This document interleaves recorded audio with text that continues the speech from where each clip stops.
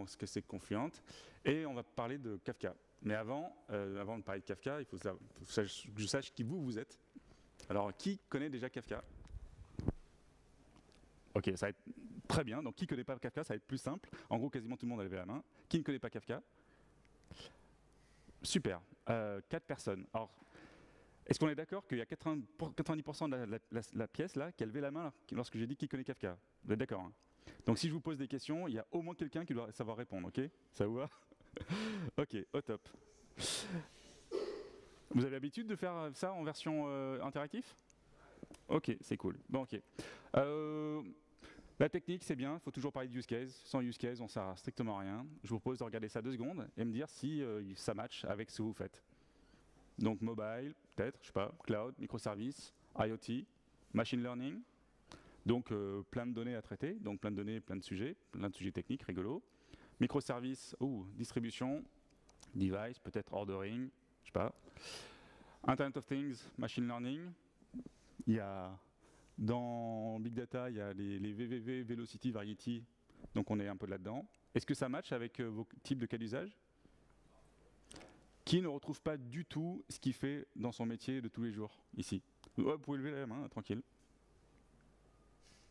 Ok, alors, comme je suis pas sûr, il n'y a personne qui a levé la main, donc comme je suis pas sûr que vous ne mentez pas, qui a fait mobile?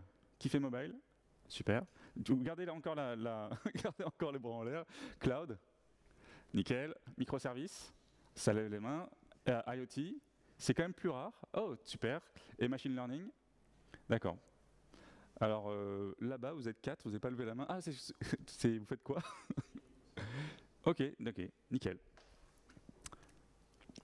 Alors, Kafka, c'est bien. C'est souvent au milieu de plein de trucs.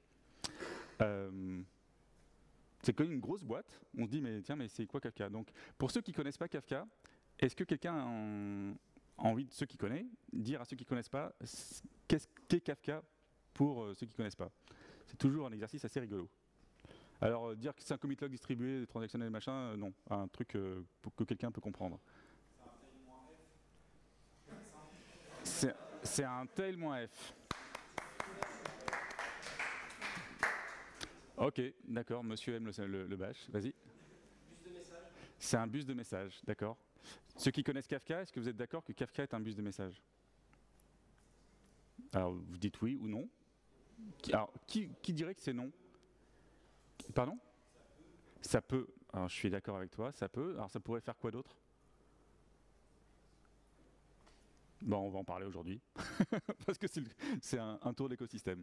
Ok, donc Kafka, c'est un espèce de gros bus de message, effectivement, mais c'est tellement plus. C'est également un ETL et c'est du processing. On va regarder ça ensemble. Donc Kafka, comme c'est un bus de message, eh ben, ça fait communiquer des choses avec d'autres. Super. Donc là, Bloomberg, Oracle, NoSQL, SFDC, donc Salesforce, vers du web, du monitoring, de l'analytics. Avançons. Donc justement, Kafka, c'est pas que un bus de message. Donc en fait, le problème de Kafka, c'est un espèce de malentendu. C'est que la brique là-dedans, là, c'est ce qu'on appelle Kafka communément dans le monde normal. C'est le broker. Le broker, c'est l'espèce de middleware de message, du messaging. Alors, ceux qui ne connaissent pas Kafka, vous étiez un peu au fond et au milieu, est-ce que vous connaissez les MQ? Alors les ActiveMQ, les RabbitMQ, etc. ou JMS? Oui. Alors ceux qui ne connaissent pas Kafka et qui ne connaissent pas JMS, vous pouvez lever la main? Ok. JMS, c'est pour faire simple, tu as une stack et tu as plein de données à disposition des utilisateurs et tu fais pop. L'utilisateur a fait pop, donc la donnée c'est parti, puis l'utilisateur va faire quelque chose avec. Et il se trouve que cette stack, elle est transactionnelle et a des propriétés intéressantes. Voilà, ça c'est un MQ. Et bien Kafka peut faire un peu la même chose. Alors le problème de Kafka, c'est que ça marche tellement bien que ça a éclipsé les autres trucs. En fait, dans le slide précédent, on a dit, bon, il y a Kafka qui est en milieu, peut-être le broker, mais il y a quand même des flèches là, non? Je sais pas. Qu'est-ce que vous en pensez? Moi, je vois des flèches.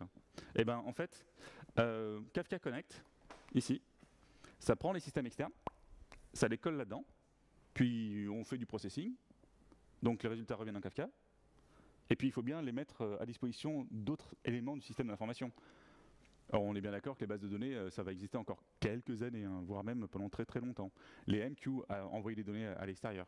Donc en fait, on a un Kafka Connect qui a un ETL qui récupère les informations, qui les met dans Kafka, un ETL qui les sorte pour les mettre à disposition de quelqu'un d'autre.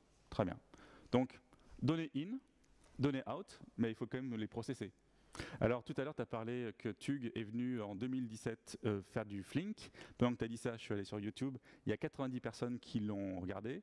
Qui a vu la vidéo ou était dans la conf? D'accord, vous êtes 4, super. Eh ben, Flink, typiquement, ça serait un composant qui serait ici et qui va lire des données en temps réel et qui va les valoriser en temps réel. Flink, c'est super bien, hein, tranquille. C'est un framework, pour moi, Flink, c'est comme un meilleur Spark. Les goûts, les couleurs, mais c'est pas une mauvaise analyse de dire ça. Donc, le cluster, c'est le broker, c'est la fondation Apache. Kafka Connect, c'est l'ETL, c'est la fondation Apache. Et Kafka Stream, qui connaît Kafka Stream? Vous êtes un tiers. Alors, ceux qui connaissent Kafka Stream, est-ce que vous pouvez expliquer rapidement qu'est-ce qu'est Kafka Stream aux autres? Donc en gros, je ne veux rien faire ce soir, c'est vous qui bossez. C'est l'équivalent de Java Stream, mais basé sur les flux Kafka. Donc ça serait... D'accord. D'accord. Donc ça serait... Ok.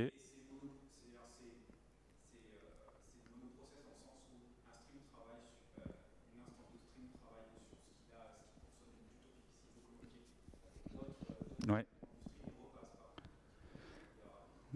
D'accord. Tout à fait. Donc Kafka Stream, c'est quoi? C'est une librairie au-dessus des éléments qui permettent de faire des lectures et des écritures. Donc effectivement, tout ça, c'est en stream. C'est l'équivalent. Qui connaît Spark? Donc vous connaissez Spark Streaming. Ceux qui ne connaissent pas Spark, je vous recommande chaudement, même si vous ne l'avez pas utilisé, de regarder ce que c'est et pourquoi est-ce que c'est bien. Donc en gros, c'est une librairie pour faire du calcul distribué et du processing distribué, de la valorisation en temps réel des données qui viennent de Kafka. Juste de Kafka. Donc on prend de la donnée, on la papouille, on la filtre, on la map, on la reduce, on la join, on l'agrègue et on renvoie les données effectivement dans Kafka, dans les topics. Tout à fait. Et là, qui connaît le petit vaisseau rouge qui est tout en haut?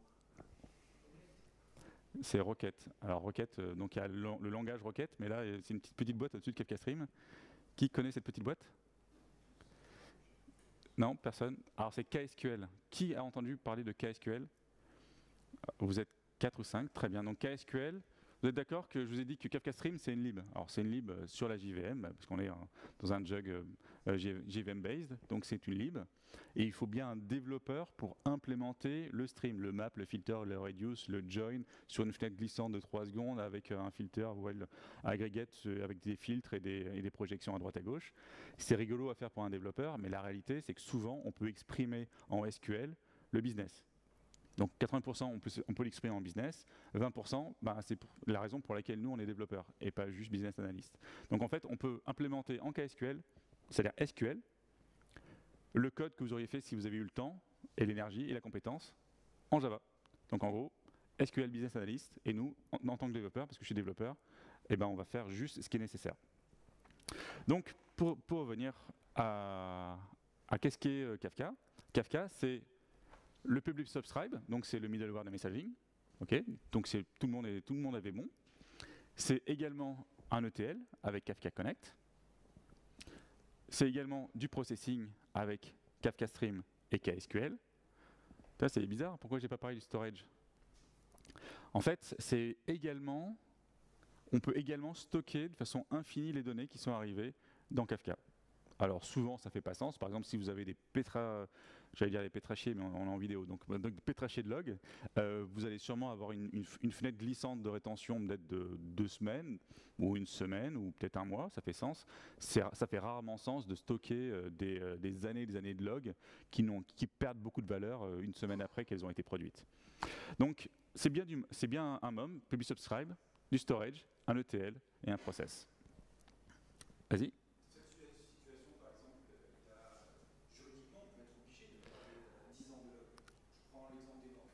Alors, ça serait plutôt les banques en Asie. La plupart de mes clients sont des banques. Une banque en Asie, c'est minimum 10 ans. À ce moment-là, tu fais du storage, mais souvent, ça coûte trop cher. Tu veux faire du cold storage, et pas du cold storage sur du S3, du cold storage sur des bandes, parce que ça coûte moins cher. Parce que la plupart du temps, en fait, c'est des régulations. Il faut que tu puisses dire à ton régulateur, en moins X temps, en temps réel, c'est-à-dire temps garanti, genre une journée et demie, tu sais récupérer la bande, ressortir la donnée et donner l'information au régulateur. Donc on peut faire ça avec Kafka, il y en a qui le font. Il faut qu'il y ait un cas d'usage adapté. Si c'est juste le storage, call storage, à ce moment-là, tu prends des outils de call storage. Assez classique. Ça vous va? Tranquille? Ok. Alors, je vais maintenant faire un petit focus sur ce truc-là. Parce que tout le reste est basé sur ça.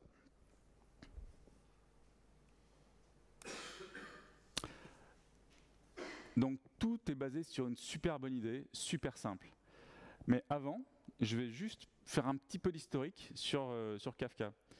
Pourquoi est-ce qu'on a créé Kafka? Parce que RabbitMQ, ActiveMQ et tous les MQ fonctionnent super bien. Pourquoi on a fait Kafka?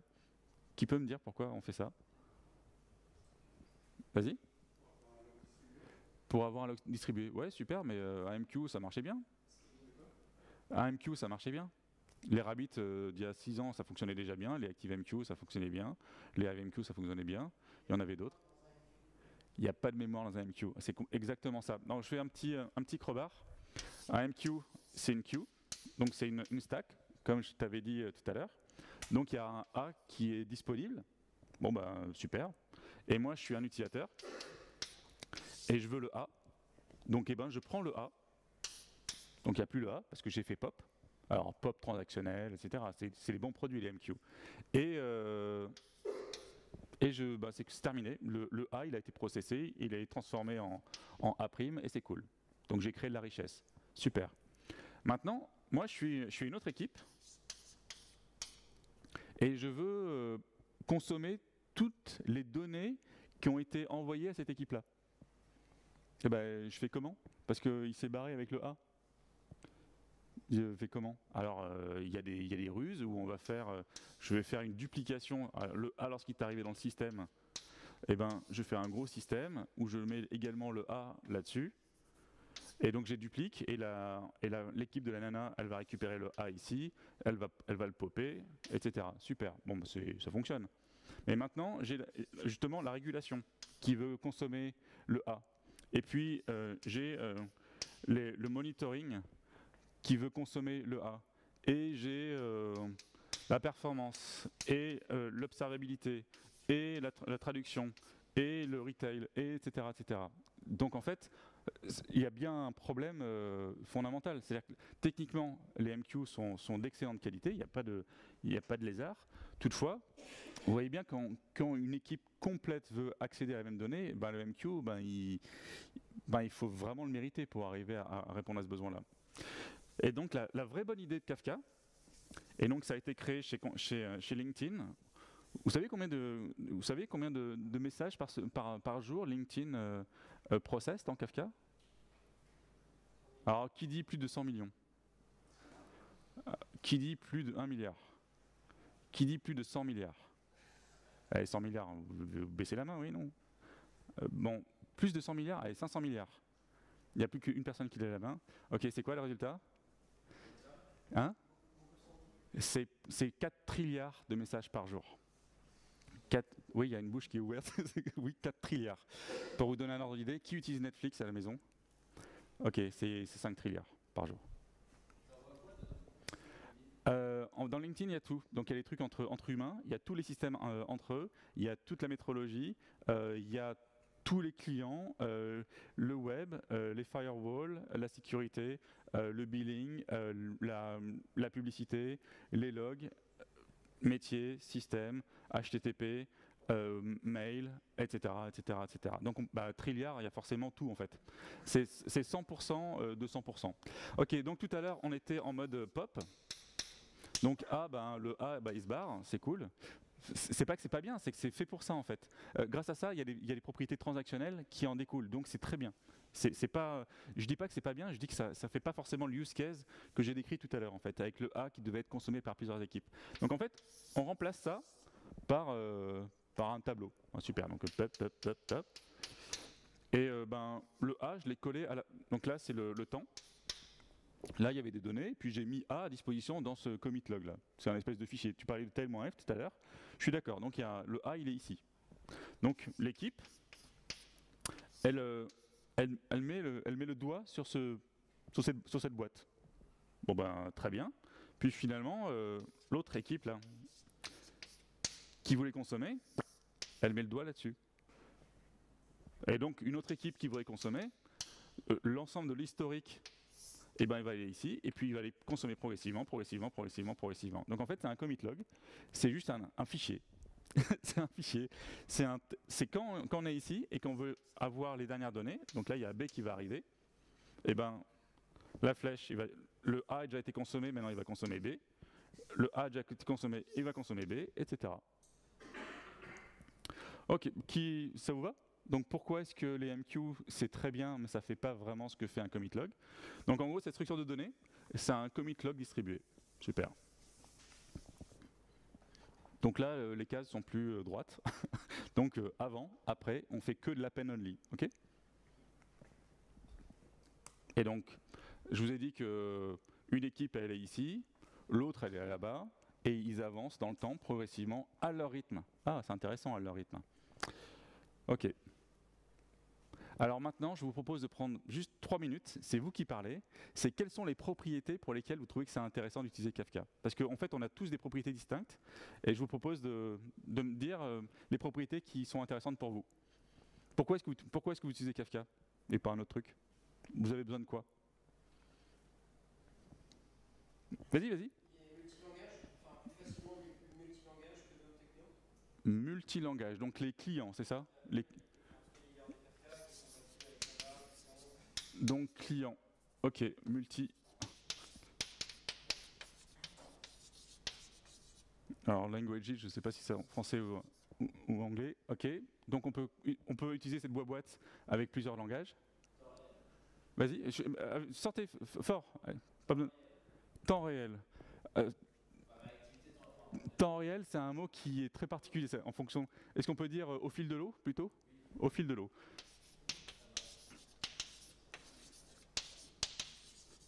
D'accord. Qu'est-ce qu'on peut dire?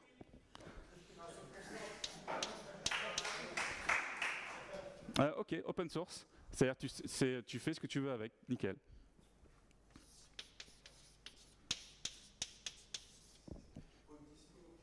Haute disponibilité. Qu'est-ce que ça veut dire, haute disponibilité pour toi?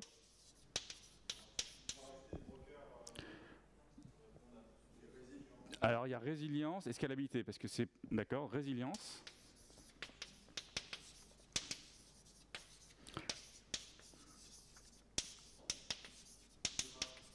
Vas-y, redis-moi. Durable, parfait. Oui, c'est pratique. Performant, je suis complètement d'accord. Alors, performant, je... Hop. La caméra, je pense qu'elle va galérer. Alors, performant.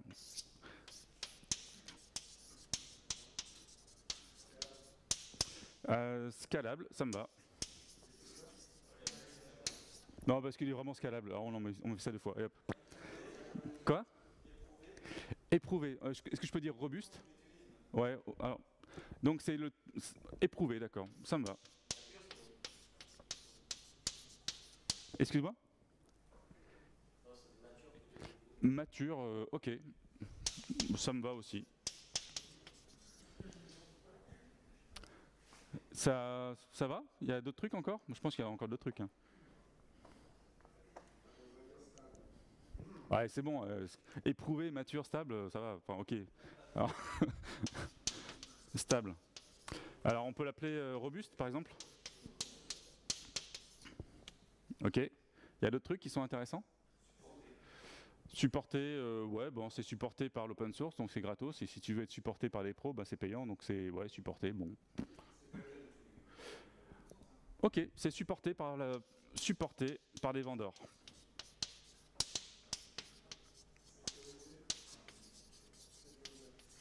Je suis d'accord, la sécurité. Pour info, là, le supporté par des vendeurs, c'est la première fois qu'on me le fait. Hein. Je sais pas qui a levé la main, mais il faut qu'on parle. Confluent, c'est un vendeur, hein, forcément. C'est ceux qui créent Kafka. Je vous parlerai de Confluent très rapidement après. Qu'est-ce qu'il y a d'autre encore? Transaction. Ouais, je suis d'accord. Transaction, vous avez compris. Est-ce que je peux mettre directement exactly once? Pour ceux qui a dit que... Ok. Alors je mets deux petites lignes au-dessous de S, c'est pas l'exactly once, c'est de l'exactly once sémantique. C'est un peu comme Canada Dry. On fait du l'exactly once, mais bon, je vous explique ça après. Ouais.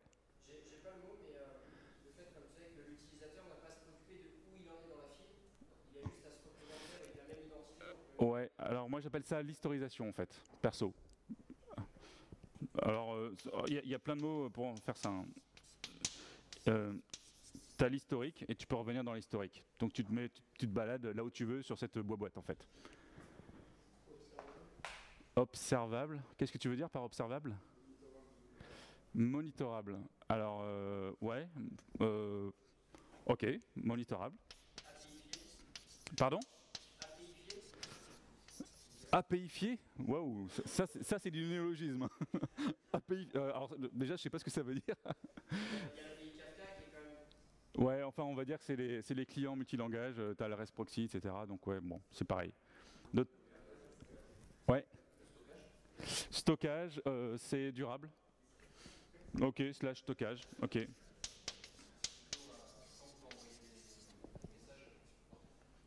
J'ai pas entendu. Donc c'est Kafka Connect, d'accord. Donc en fait c'est l'ETL.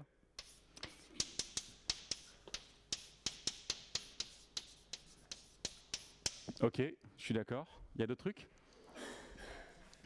C'est la communauté active, donc c'est open source avec un petit bonhomme comme clic-souris. Ok. Qu'est-ce qu'il y a d'autre encore? Alors déjà, franchement, la liste elle est pas mal. Hein. Ouais, vas-y. Alors multi-client, multi-consommateur. Alors les clients ici, et les consommateurs avec l'historique, tu peux te balader là où tu veux dans le commit log. Ça te va? Vas-y. Merci. Agnostique.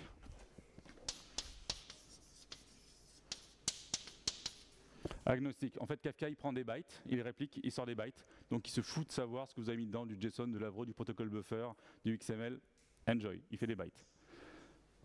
C'est tout? Il supporte plusieurs modèles de consommation.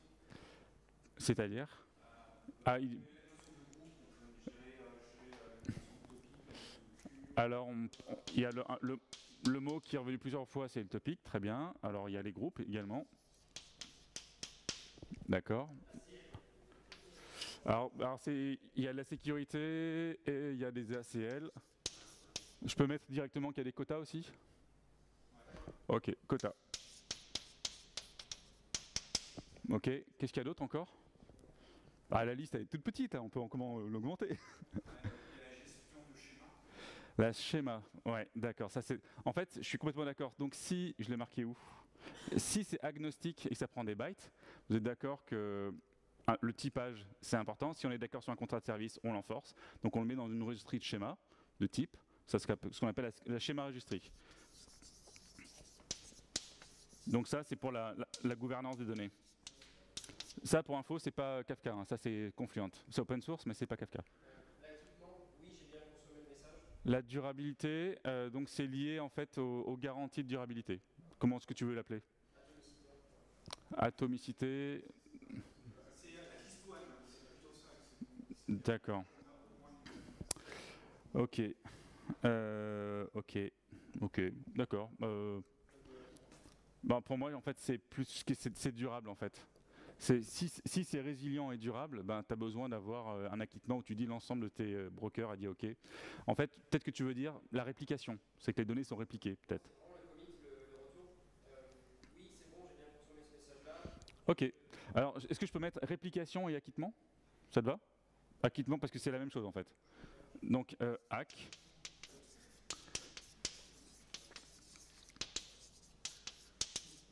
Ok.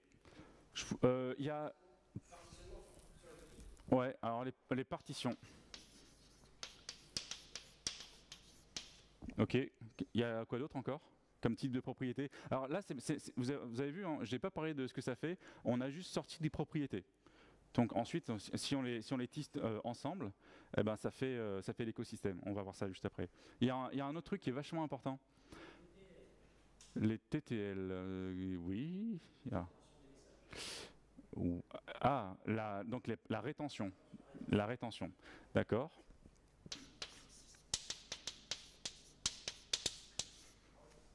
Ok. Qu'est-ce qu'on peut dire encore? Alors, il y a une propriété il y a deux propriétés qui manquent, qui sont hyper importantes. Alors, surtout pour les développeurs, qui font par exemple des microservices ou de l'event sourcing. Donc on a dit que c'est une belle machine qui fait plein de trucs intéressants, qui ont des propriétés intéressantes, et c'est pas moi qui l'ai dit, hein, c'est vous qui les avez dit, hein, donc tranquille. Ordering, merci. Donc l'order. Donc on a tout ça là, ça fonctionne à scale, redondant, résilient, avec les hacks, durable, machin, et on garantit l'ordre. Alors pour info, j'enlève tout de suite, on garantit l'ordre au niveau d'une partition. On va expliquer ce que c'est qu'une partition. Parfait, il y a une autre propriété qui est hyper importante. C'est quoi? C'est immutable. En fait, les structures internes de Kafka sont immutables. C'est pour ça qu'il y a aussi peu de bugs, et c'est pour ça que ça fonctionne aussi bien. C'est pour ça que ça peut être aussi scalable. C'est pour ça qu'en fait, on a la confiance dans l'industrie, c'est que en fait, c'est immutable.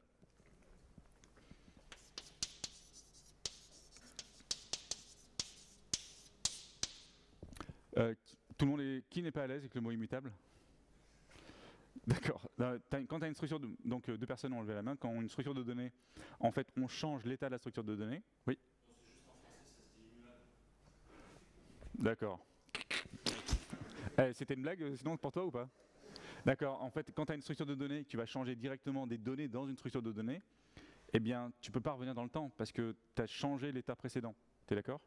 En fait, l'immutabilité, c'est ne jamais changer l'état de quelque chose. Tu vas faire une copie avec une modification si nécessaire, mais tu ne changes jamais un état. Parce que si tu as plusieurs personnes qui changent d'état en parallèle, tu as des problèmes de visibilité, tu as des bugs qui sont sioux, donc en fait, tu souhaites ne pas faire ça. La programmation fonctionnelle s'efforce à essayer de créer des choses immutables.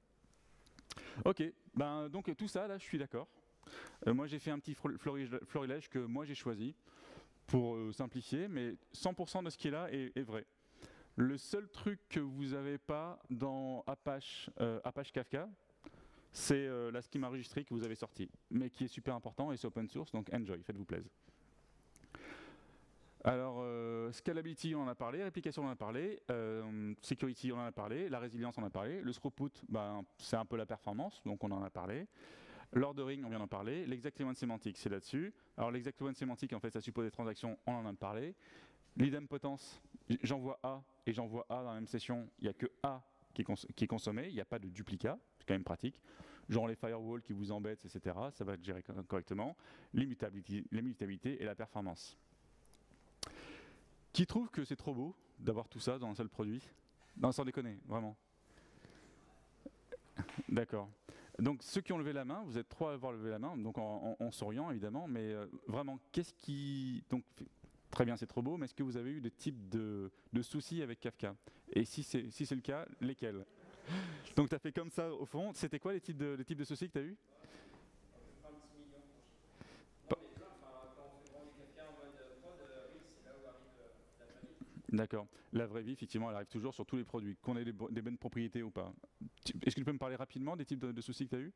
C'était du zookeeper, c'était l'acquittement qui marchait pas? Toi, tu perds tes zookeepers, bon, ton Kafka, il est mort. Oui, c'est vrai, mais pourquoi t'as pas eu tes zookeepers aussi? Je sais pas, la personne a mal taillé ses partitions, t'en as pas assez, il faut faire. D'accord, Tu veux ouais. des topics, mais comme un compte, t'as pas mis trop dans ton fichier de compte, ça veut dire redémarrer des Kafka pour tuer un topic, pour supprimer un topic. Parce que de base, le topic, il T'es en quelle version?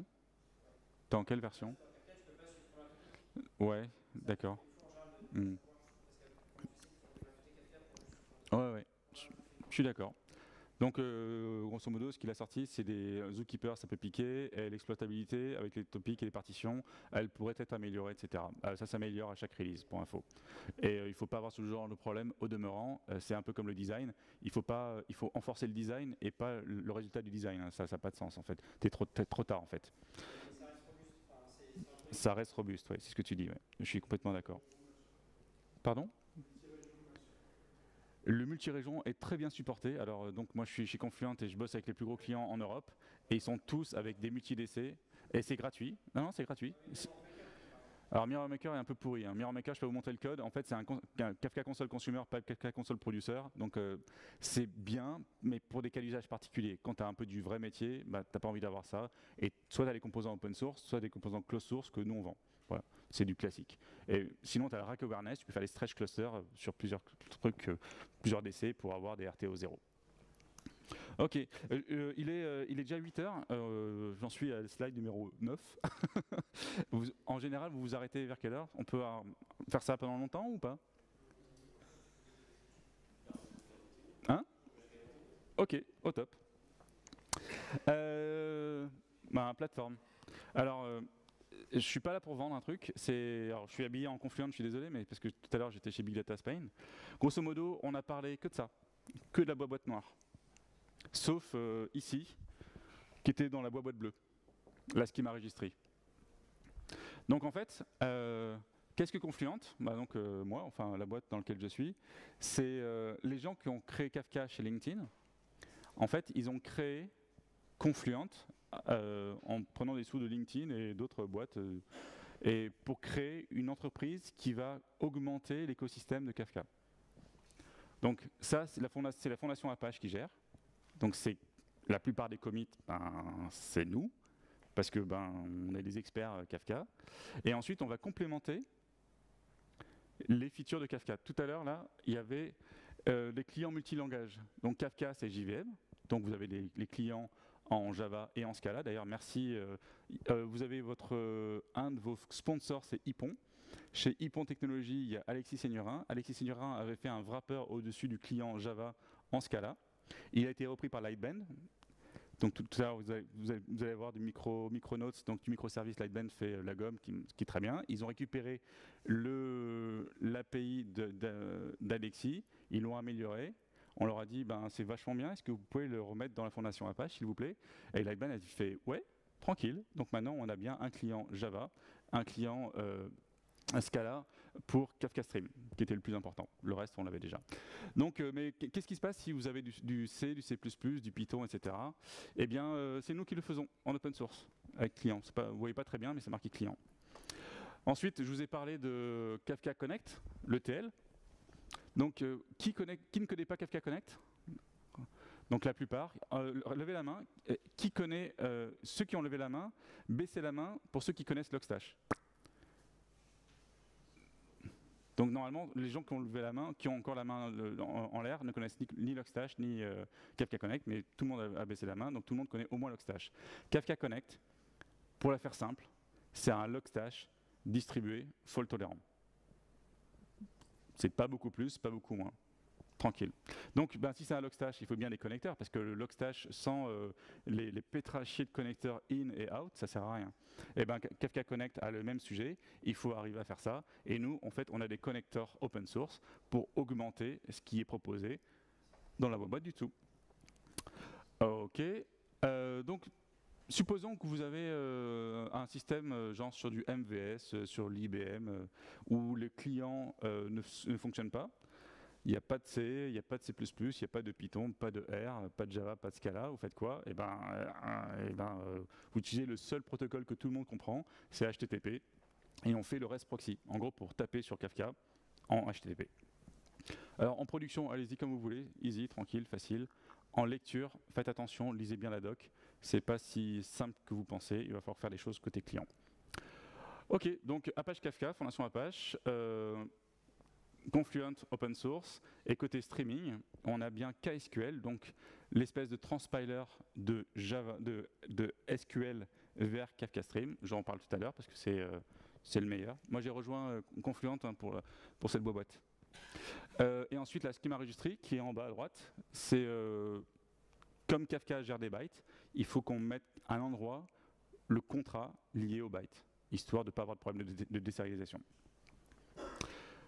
Donc vous pouvez voir, après ça c'est des trucs business où on a des offerings on-premise et dans le cloud. L'ETL, Kafka Connect, c'est fault tolérante. Alors avant de comprendre à quoi servait vraiment Kafka Connect, je trouvais ça tout pourri. En fait j'étais super à l'aise avec Logstash et je voyais pas très bien qu'est-ce que Kafka Connect faisait dans l'histoire, mais qu'est-ce qu'il apportait de plus? Bon, j'avais pas vraiment lu la doc quand je m'étais dit ça, hein, donc le problème c'est sur moi. Mais je vais vous donner un cas d'usage simple. Supposons que je suis votre boss et puis je vous demande, est-ce que tu peux me mettre s'il te plaît le contenu de cette table, une base de données quelconque, dans Kafka pour faire les trucs? Alors moi je fais, Logstash -e, accolade, JDBC, enfin input, JDBC, table, login, password, output, Kafka, topic. Donc topic, c'est l'endroit où on va mettre les messages. Topic, login, password, grosso modo, c'est une one-liner. Donc je lance Logstash, j'ai mes données qui sont récupérées de SQL, qui sont dans Kafka et tout va bien. Donc moi je dis, ben, trop bien, Kafka Connect, je ne sais pas ce que ça fait, mais manifestement ça fait du JDBC, ici. Mais moi j'ai fait ça en une seule ligne. Pas de souci, ben, moi je suis le boss et puis je dis putain merci, tu as fait ça super rapidement. Les données viennent de la base de données et vont tout de suite dans mon Kafka. Et est-ce que tu peux me mettre ces 3 tables de plus? Alors moi je fais oui, je vais dans mon Logstash, je fais virgule, table 1, virgule, table 2, virgule, table 3, virgule, table 4. Je sauvegarde, je relance et les données flow. Ok, easy. Alors maintenant, moi je suis le boss et je fais putain, c'est vraiment très bien. Les données qui se passent dans le tuyau Kafka, elles sont processées par les trucs qu'on a vus tout à l'heure, Kafka Stream, KSQL, Flink, qui a présenté Etug, etc. Maintenant, je veux toute la table, toute la base. Et là, je fais attends, c'est juste un CRM. Là, il y a 157 tables. Ça n'a pas de sens, quoi. Même si je pouvais l'exprimer dans un fichier de configuration pour Logstash, le temps que j'ai récupéré une table, je ne suis même pas à l'autre bout de l'autre table, que en fait, je suis en retard d'avoir les éléments de la première table. Donc en fait, il va falloir que je split moi-même toutes ces tables en plein de petits morceaux en Logstash. Vous êtes d'accord? Qui n'est pas d'accord avec ce que je viens de dire? Parfait, tout le monde est d'accord. Donc il faut que je split moi-même. Bon, très bien, je peux splitter moi-même, mettre ça sur plusieurs machines. Très bien. Maintenant, il y a une machine qui tombe. Je fais ah merde. Donc ça veut dire que sur la machine où il y avait des Logstash qui récupèrent les tables 123 à 142, eh bien, j'ai plus les données qui viennent de ces tables. Vous êtes d'accord? Et donc maintenant, il va falloir que vous scheduliez des Logstash en fonction de là où ils sont. Et vous faites, mais il faut que je distribue, il faut que je fasse un modèle distribué sur Logstash. C'est chelou, j'ai bien plus de problèmes que ce que j'avais au début. C'était parfait au début, maintenant c'est compliqué. Voilà, ça gère ça, ça sert à ça en fait. Donc c'est un cluster, grosso modo de Logstash, et on fait des requêtes pour dire je veux avoir tous ces trucs-là. Et Kafka Connect va couper l'ensemble des tâches pour les distribuer sur un cluster. C'est la raison pour laquelle on a besoin de faire des connectors. Je n'ai pas été super clair. Hein. Logstash distribué avec les trucs qui sont à côté. Donc il y a plein de connectors déjà disponibles. Il y a d'autres trucs à regarder. Voilà, bon, l'open source plein, reliable, c'est hyper important parce que c'est la base, hein, quand on n'est pas là pour jouer, c'est reliable. Exactly one, c'est important. Compatibility, elle est liée au schema registry qui est en bas. C'est intégré avec Confluent, avec Kafka, etc. La discovery des connectors, c'est toujours un peu pénible. Donc on a un hub chez Confluent. Alors là, c'est pas lié à Confluent, c'est juste tous les connecteurs qui sont disponibles par la communauté. Payant, gratuit, open source, whatever, c'est là-dedans et il y a une petite interface pour aller là-dedans, regarder comment est-ce que ça fonctionne. Qui utilise Kafka Connect déjà? Quel est votre, donc vous êtes 5, quel est votre retour d'expérience? Vous avez trouvé ça bien, pas bien? Bof, très bien, ok. Si, mais le premier problème, c'est que nous, on utilise Sybase et le connecteur Sybase ne marchait pas, donc il a fallu du patching. D'accord. Donc en fait, en gros, il te manquait un connecteur Sybase qui n'était pas de la qualité adaptée parce que tu avais sûrement des types particuliers. Non, ouais, d'accord. C'était le langage Sybase. Ah, le langage Sybase. Ok, d'accord. Ça a été mis à jour et ça fonctionne, donc maintenant tu es content. En revanche, toi, tu as dit que c'était bof.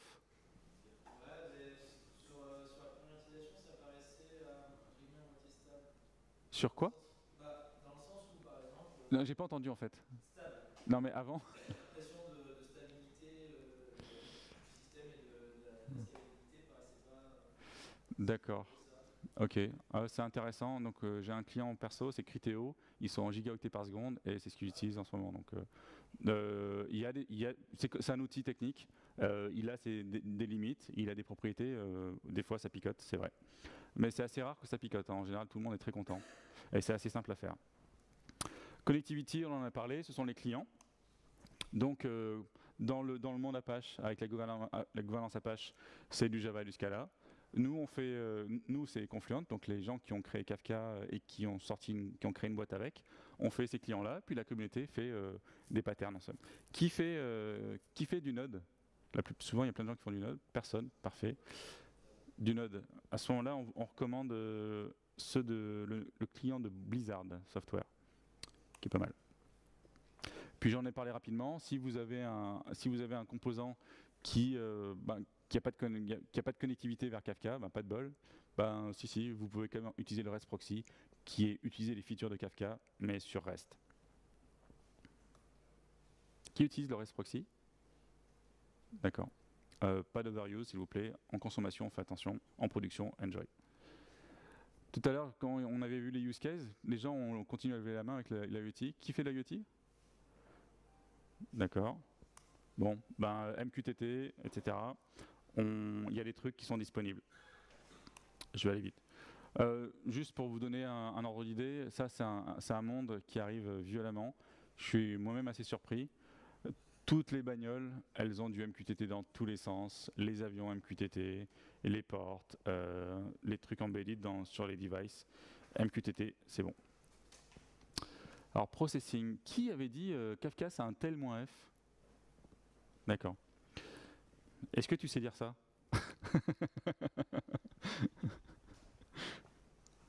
alors, qui ne sait pas lire ça?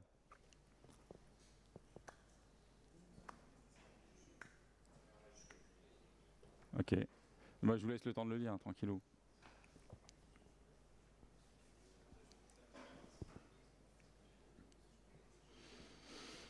Donc là, il y a in.txt, donc c'est un fichier. Donc c'est un fichier. On le redirige dans cat. Donc maintenant, en fait, il est affiché sur la sortie standard. Je pipe la sortie standard et je fais un grep. Donc grep, c'est je filtre. Hein. C'est un in pipe grep, donc filter. TR, c'est translate. Je translate toutes les lettres en minuscules en lettres en majuscules. Donc ça, c'est quoi? C'est un map. OK. Et je fais quoi? Je le redirige sur un fichier. Et vous êtes d'accord que le in, si je suis dans une autre console et je fais titi toto tata tutu, tout ça, ça continue de fonctionner. Donc c'est unbounded. Il n'y a pas de borne. Vous êtes d'accord? Eh bien, donc l'entrée-sortie, on a bien Kafka Connect. Kafka Connect. Et là, c'est bien le processing qui va faire le filter et le map. Et les pipes, en fait, ce sont les topics. C'est là où on va mettre l'information en temps réel.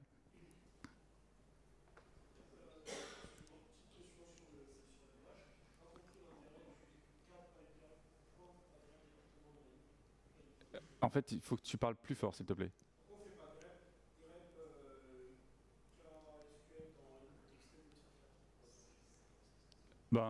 C'est du shell, c'est moi qui choisis la façon dont je veux le présenter. Non, l'objectif, c'est de montrer qu'en fait, un espèce de pipeline SH qui est unbounded, parce que le in, en fait, tu ne le contrôles pas, et en fait, c'est tout le temps en train de processer ce qui se passe dans le in. Donc en fait, tu as tout un pipeline temps réel dans ton shell. Et Kafka, c'est ça, mais distribué. Voilà.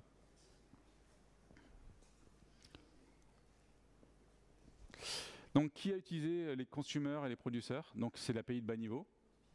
D'accord. Qui a utilisé Kafka Stream? D'accord. Et qui a utilisé KSQL? Bon, je suis le seul, apparemment. D'accord. Alors, je vais rapidement présenter comment est-ce que ça fonctionne. Vous avez le meilleur de la librairie de bas niveau pour consommer les bytes dans le commit log, la boîte où il y a la flèche là. Donc c'est soit je mets des données, soit je bouge la flèche pour lire les données. Ok, je souscris à un topic, en gros c'est juste topic, je souscris à une boîte. Je poll, je déplace ma flèche. Je send, j'envoie les trucs. Flush, je flush. Donc forcément, ça c'est un outil de bas niveau. Donc avec un outil de bas niveau, vous pouvez tout faire. Ouais, c'est bas niveau. Le problème, c'est que comme vous pouvez tout faire, c'est à vous de tout faire. Ok. Eh bien, Kafka Stream, en fait, c'est une librairie au-dessus de ce truc-là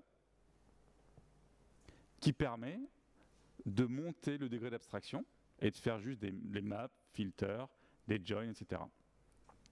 Ceux qui ont utilisé Kafka Stream, vous l'avez utilisé pour quel type d'usage? Pour enrichir de la donnée, Enrichir de la donnée, ok. et faire des maps, compter par exemple combien de fois il est passé, enfin, combien de fois une donnée est venue. Des agrégations alors. D'accord, ok. Top. Donc ça c'est hyper bas niveau, très bien. KSQL, pardon, Kafka Stream, c'est juste un DSL que vous aurez pu écrire si vous avez eu le temps. Pour info, Kafka Stream, l'équipe qui fait ça, je crois qu'ils sont, l'équipe core, ils sont 8, dont, et à eux-mêmes, à eux tous, ils sont à 10 PhD. Voilà, donc si vous avez eu le temps, et plein de PhD tout seul. Et KSQL, j'en ai parlé, c'est pourquoi exprimer en Java ou en Scala un truc qu'on peut exprimer en SQL. Pas besoin de s'embêter à faire toujours les mêmes choses, autant laisser le business faire son business. Donc KSQL, ça permet de leverager Kafka Stream. Donc KSQL, c'est égal à Kafka Stream. Et Kafka Stream, c'est égal au consommateur et producteur. Streaming ETL, anomaly detection, event monitoring, c'est les use cases les plus classiques. Les grosses banques dans lesquelles on met notre argent gèrent leur fraude souvent avec ça. Alors, je vous propose de passer sur un autre truc pour faire un petit focus sur Kafka Stream. Donc, où est-ce que ça tourne Kafka Stream? Parce que donc clairement, un client, là, le consumer producer, il est dans votre univers, il n'est pas dans le broker, vous êtes d'accord? Et Kafka Stream, où est-ce qu'il est? Bah, pareil, vu que c'est la même chose. Donc il y a souvent une incompréhension, c'est que les clients, Kafka Stream c'est un peu du processing, donc souvent on va adapter, on va avoir des images mentales de Spark Streaming qui est un framework, de Flink qui est un framework, de Storm qui est un framework, de Samza qui est un framework, pas Samza d'ailleurs. Et donc en fait, il y a des gens qui pensent que ça tourne dans le broker. Non, non, non, on valorise la donnée à l'extérieur du broker. Donc vous avez bien une application qui papote avec Kafka, et c'est cool. Et on a dit tout à l'heure que ça scale vachement fort, que c'est scalable et performant. Donc s'il y a plein de données qui arrivent, il va bien falloir créer des clusters de processing. Comment est-ce que ça fonctionne? Qui peut me dire comment est-ce que, en fait, j'avais une application, j'ai fait Java-jar, mon application où j'ai embarqué Guava, j'ai embarqué JAX-RS et j'ai embarqué Kafka Stream, donc je l'ai lancé. Donc ça fonctionne, super. J'ai besoin de plus de patates, je fais encore un Java-jar sur une autre machine, et puis encore une autre machine, et là maintenant j'ai un cluster de 3 nœuds. Vas-y. Ils vont se partager les partitions. Alors ça veut dire, c'est quoi une partition? Ouais. Wow, il y a plein de choses qui arrivent. Donc historisation, group ID, partition. Donc, on va revenir sur le topic. Le topic, en fait, c'est le commit log, vu de l'extérieur. Ok? Donc, c'est comme ça. Alors, est-ce que c'est vraiment vrai? Ben, pardon? Si c'était qu'une seule partition, oui. Exactement. Donc, en fait, un topic, c'est un agrégat.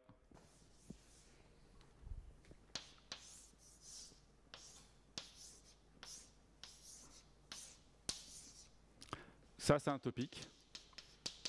Et le topic, c'est un agrégat de partitions. Partition 0, partition 1,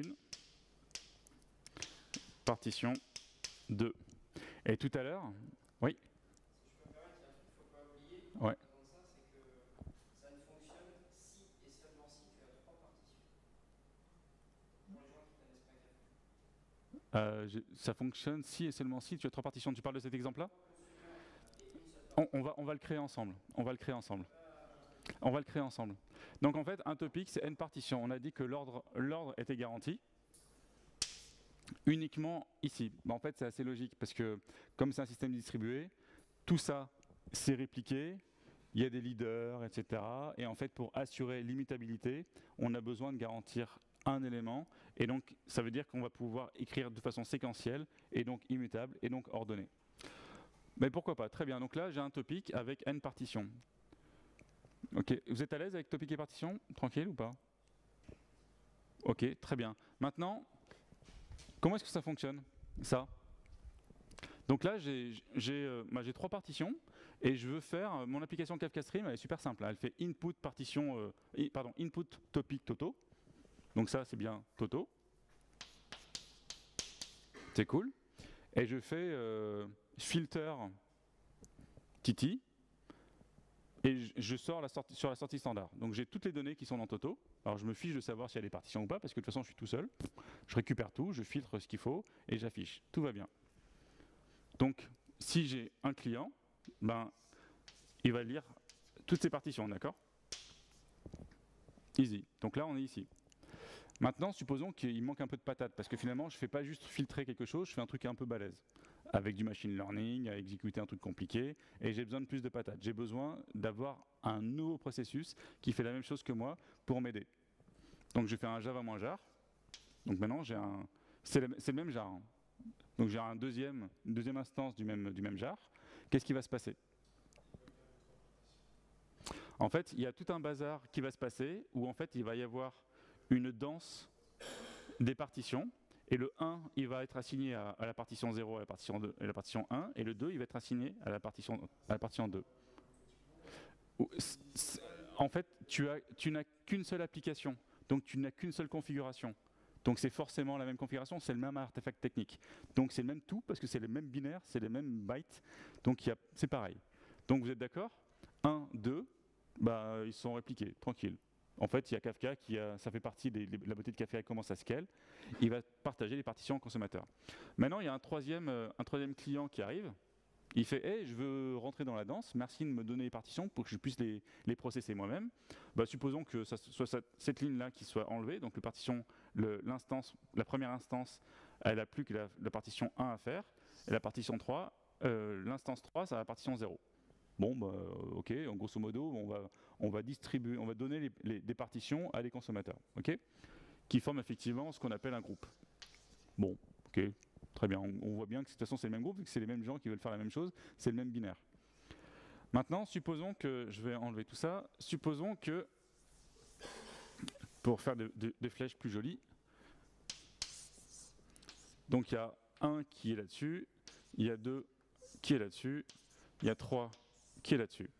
Qu'est-ce qui se passe s'il y a un quatrième, j'ai besoin de plus de patates, et je lance encore Java-jar, mon application, qu'est-ce qui se passe? Exactement. Donc 4, il attend. Bam, 2 vient de mourir, j'ai fait un kill moins 9, ou alors la VM elle est morte. Donc cette ligne-là, elle n'existe plus. Il y a ce qu'on appelle un rebalance, et lui, il va faire, tiens, j'ai encore un truc à faire. Et donc on est bien en haute dispo. Et normalement résilient, c'est où résilient? C'est résilient. Et là. Oui.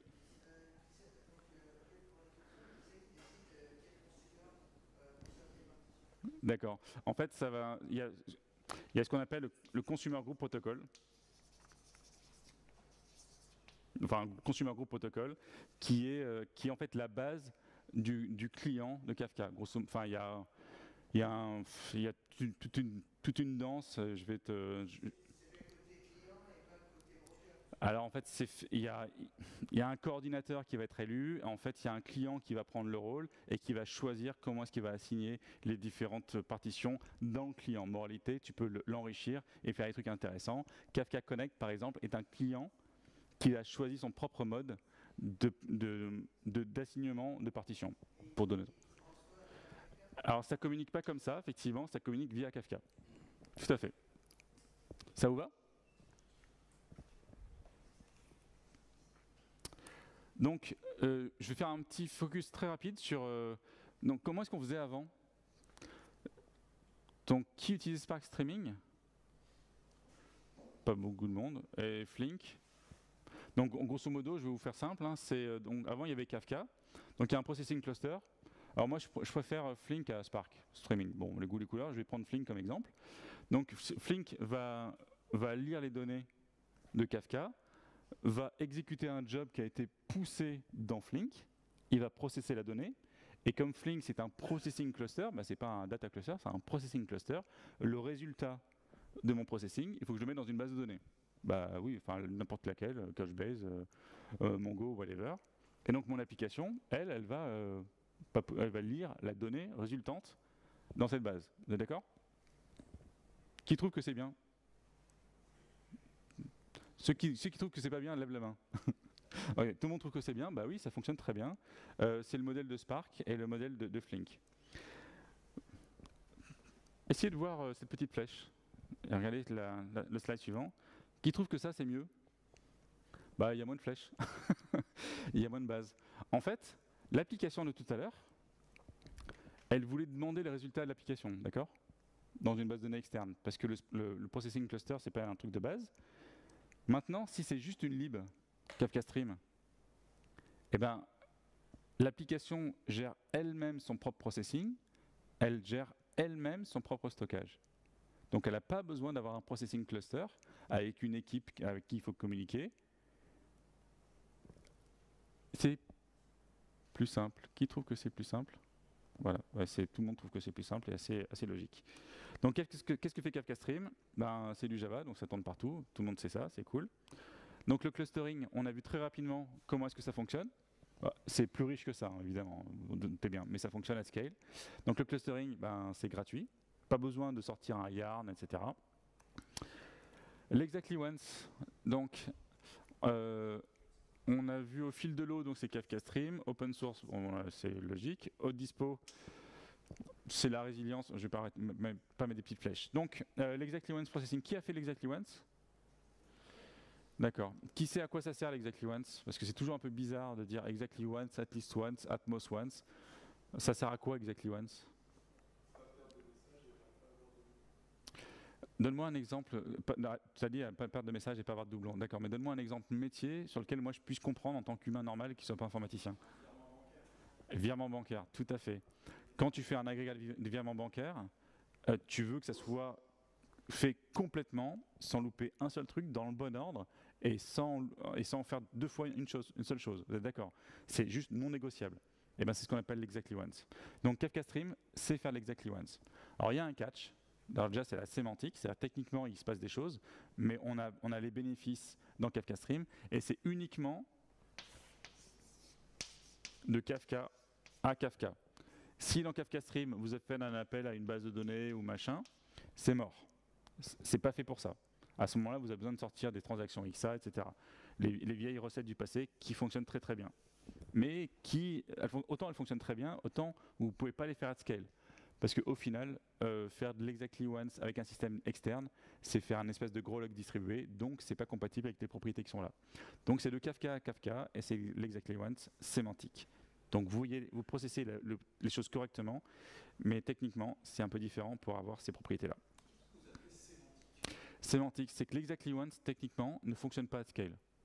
Et nous, on fait tout ça à scale.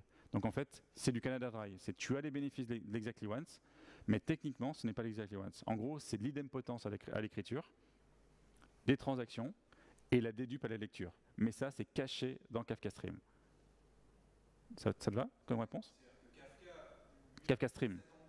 Kafka Stream. Ouais, tout à fait. Exactement. Toi, c'est un paramètre, c'est enable exactly once true, done. Quand même assez pratique. Vas-y. Et l'overhead, il est extrêmement faible. Ça marche bien. Si on est en dehors de l'écosystème Kafka Stream, moi je suis en train de produire avec Connect ou avec un producteur, est-ce que j'arrive à continuer à avoir cette sémantique-là depuis ma source jusqu'à... Non. C'est de Kafka à Kafka avec Kafka Stream. Si tu as un connect, c'est pas la même session, c'est pas la même chose, ça va pas fonctionner. Donc tu peux avoir l'Exactly Once de connect. Ah ok.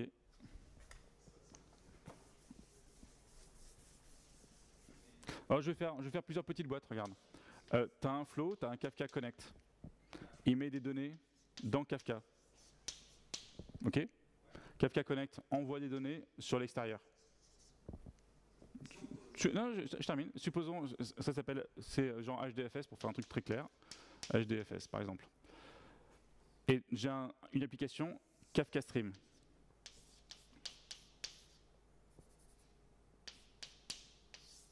Ok.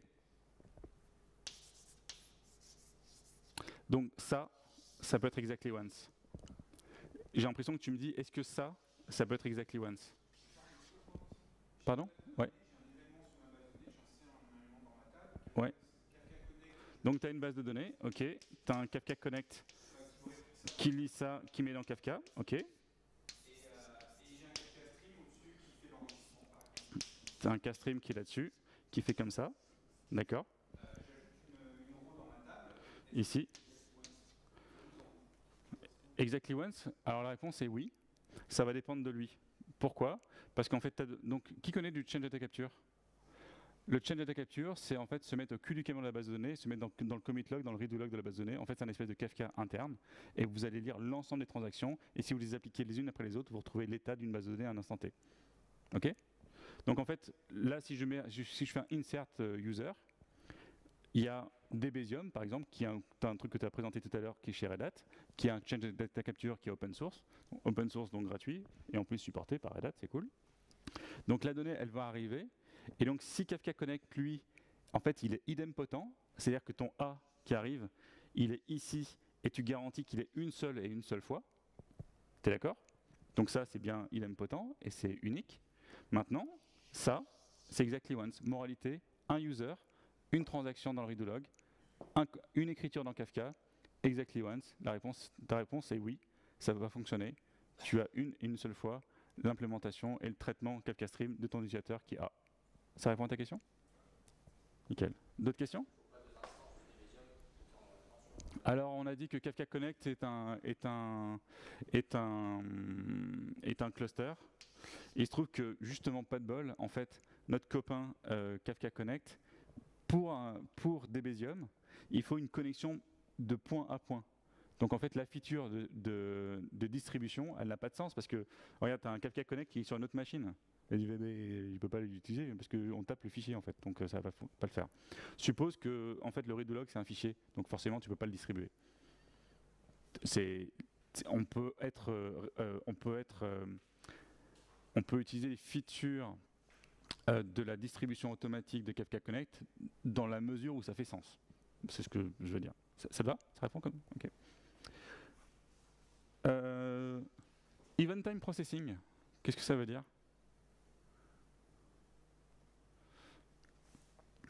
Alors, je vais vous proposer de... Ouais, tout à fait, ouais. Bah oui, regardez, vous avez une donnée, vous avez des données qui arrivent. Vous avez des données, c'est genre les données moi je suis un producteur de données et je fais tac, tac, tac, donc 3 événements. Ok. Donc là je les ai envoyés dans Kafka. Donc en tant que lecteur, moi je peux être au cul du camion dans le commit log et voir tac, tac, tac, et consommer et réagir. Vous êtes d'accord? Et donc le tac, tac, tac, c'est ce que moi je dis dans Kafka. Si tout s'est bien passé, j'ai tac, tac, tac, tac, tac, tac, le tout en temps réel. Vous êtes d'accord avec ça? En fait, c'est le temps de la montre. Maintenant, supposons que je fais tac, tac, tac au niveau du producteur, mais à partir du deuxième tac, il y a un firewall qui commence à me chatouiller les nerfs. Donc ce qui arrive dans Kafka, c'est tac, tac. Le firewall, il fait des misères, quelqu'un a coupé un câble, l'a remis, tac. Vous êtes d'accord? Eh bien, c'est pas la même chose que ce qui va se passer côté client, en fait. C'est pas la même chose, il arrive en retard. Si par exemple je veux faire une requête sur du temps, sur 2 secondes, en 2 secondes il y avait 3 clics, mais moi j'en ne vois que 2. Vous êtes d'accord? Donc en fait on peut choisir la dimension temporelle, le temps de la montre, le temps de l'ingestion dans le broker, le temps de la production ou le temps qui est dans le payload du message qui est dans Kafka. C'est un truc très pratique. Vas-y. Je te fais une présentation juste après. J'espère que tu vas comprendre. Base de données, en gros, on a une base de données interne pour que les choses aillent vite. Si on escalade côté broker mais qu'on rame côté Kafka Stream, what's the point? Joining, windowing, etc. Je vais vous présenter ça tout à l'heure. Alors il y a un truc très intéressant. Tout à l'heure, je vous ai dit, nos amis de Netflix ou LinkedIn sont en trilliards de messages par jour. C'est pas pour moi, parce que moi j'ai beaucoup moins de données. Non, non, non, il y en a. C'est pour tout type de scale, parce que c'est juste une lib. C'est juste une lib. Donc, j'ai un client en Allemagne, lui c'est genre 10 000 messages par heure. C'est des montres, pardon, des lunettes en Allemagne. Et en revanche, il veut toutes les garanties qu'on a écrites. Il veut que ça soit résilient, il veut pas perdre. Il veut que ça soit 100% ordonné, il veut que ça soit 100% durable. Scalabilité, il s'en fiche complètement, parce qu'il n'a pas de problème de scalabilité. Il a besoin d'avoir 100% de l'historique pour retracer tout ce qui s'est passé dans sa gestion des lunettes. Il a besoin d'avoir une réplication qui fonctionne avec des hacks. Il n'a pas besoin d'être performant, parce qu'il a peu de données. Il n'a pas besoin d'être scalable, ça c'est rigolo. Il a besoin que ça soit immutable pour en fait se sentir à l'aise que ces données sont safe avec Kafka. Et il veut que ça soit éprouvé, il veut que ça soit mature, il veut que ça soit stable, il veut que ça soit agnostique de ces messages. Pourquoi? Parce qu'en fait, eux, c'est de l'Avro. Il y a un JSON dans lequel il y a un Avro U encodé. Bon, les goûts, les couleurs, c'est leur métier, la life. Donc c'est agnostique, ils sont contents. C'est supporté par des vendors, ben, c'est mon client, donc ben, ils sont supportés par Confluent, ils ont choisi ça, très bien. C'est monitorable, il se trouve qu'effectivement c'était un sujet important chez eux et il a fallu les aider. Et pas de bol, ils n'utilisent pas le schéma registré. Mais juste avec quelques types, pas avec un lot de psychopathes, il y a plein de gens qui ont besoin quand même des propriétés de Kafka.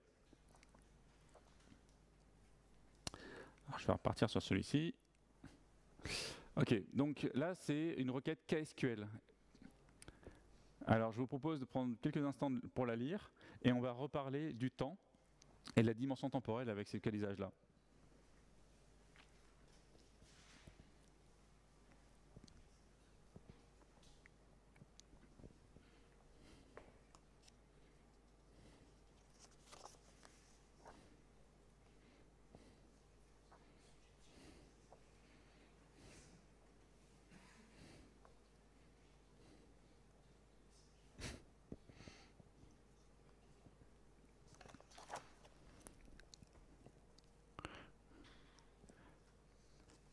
Pour info, ces trucs-là, quand j'étais à l'école, c'était mon pire cauchemar.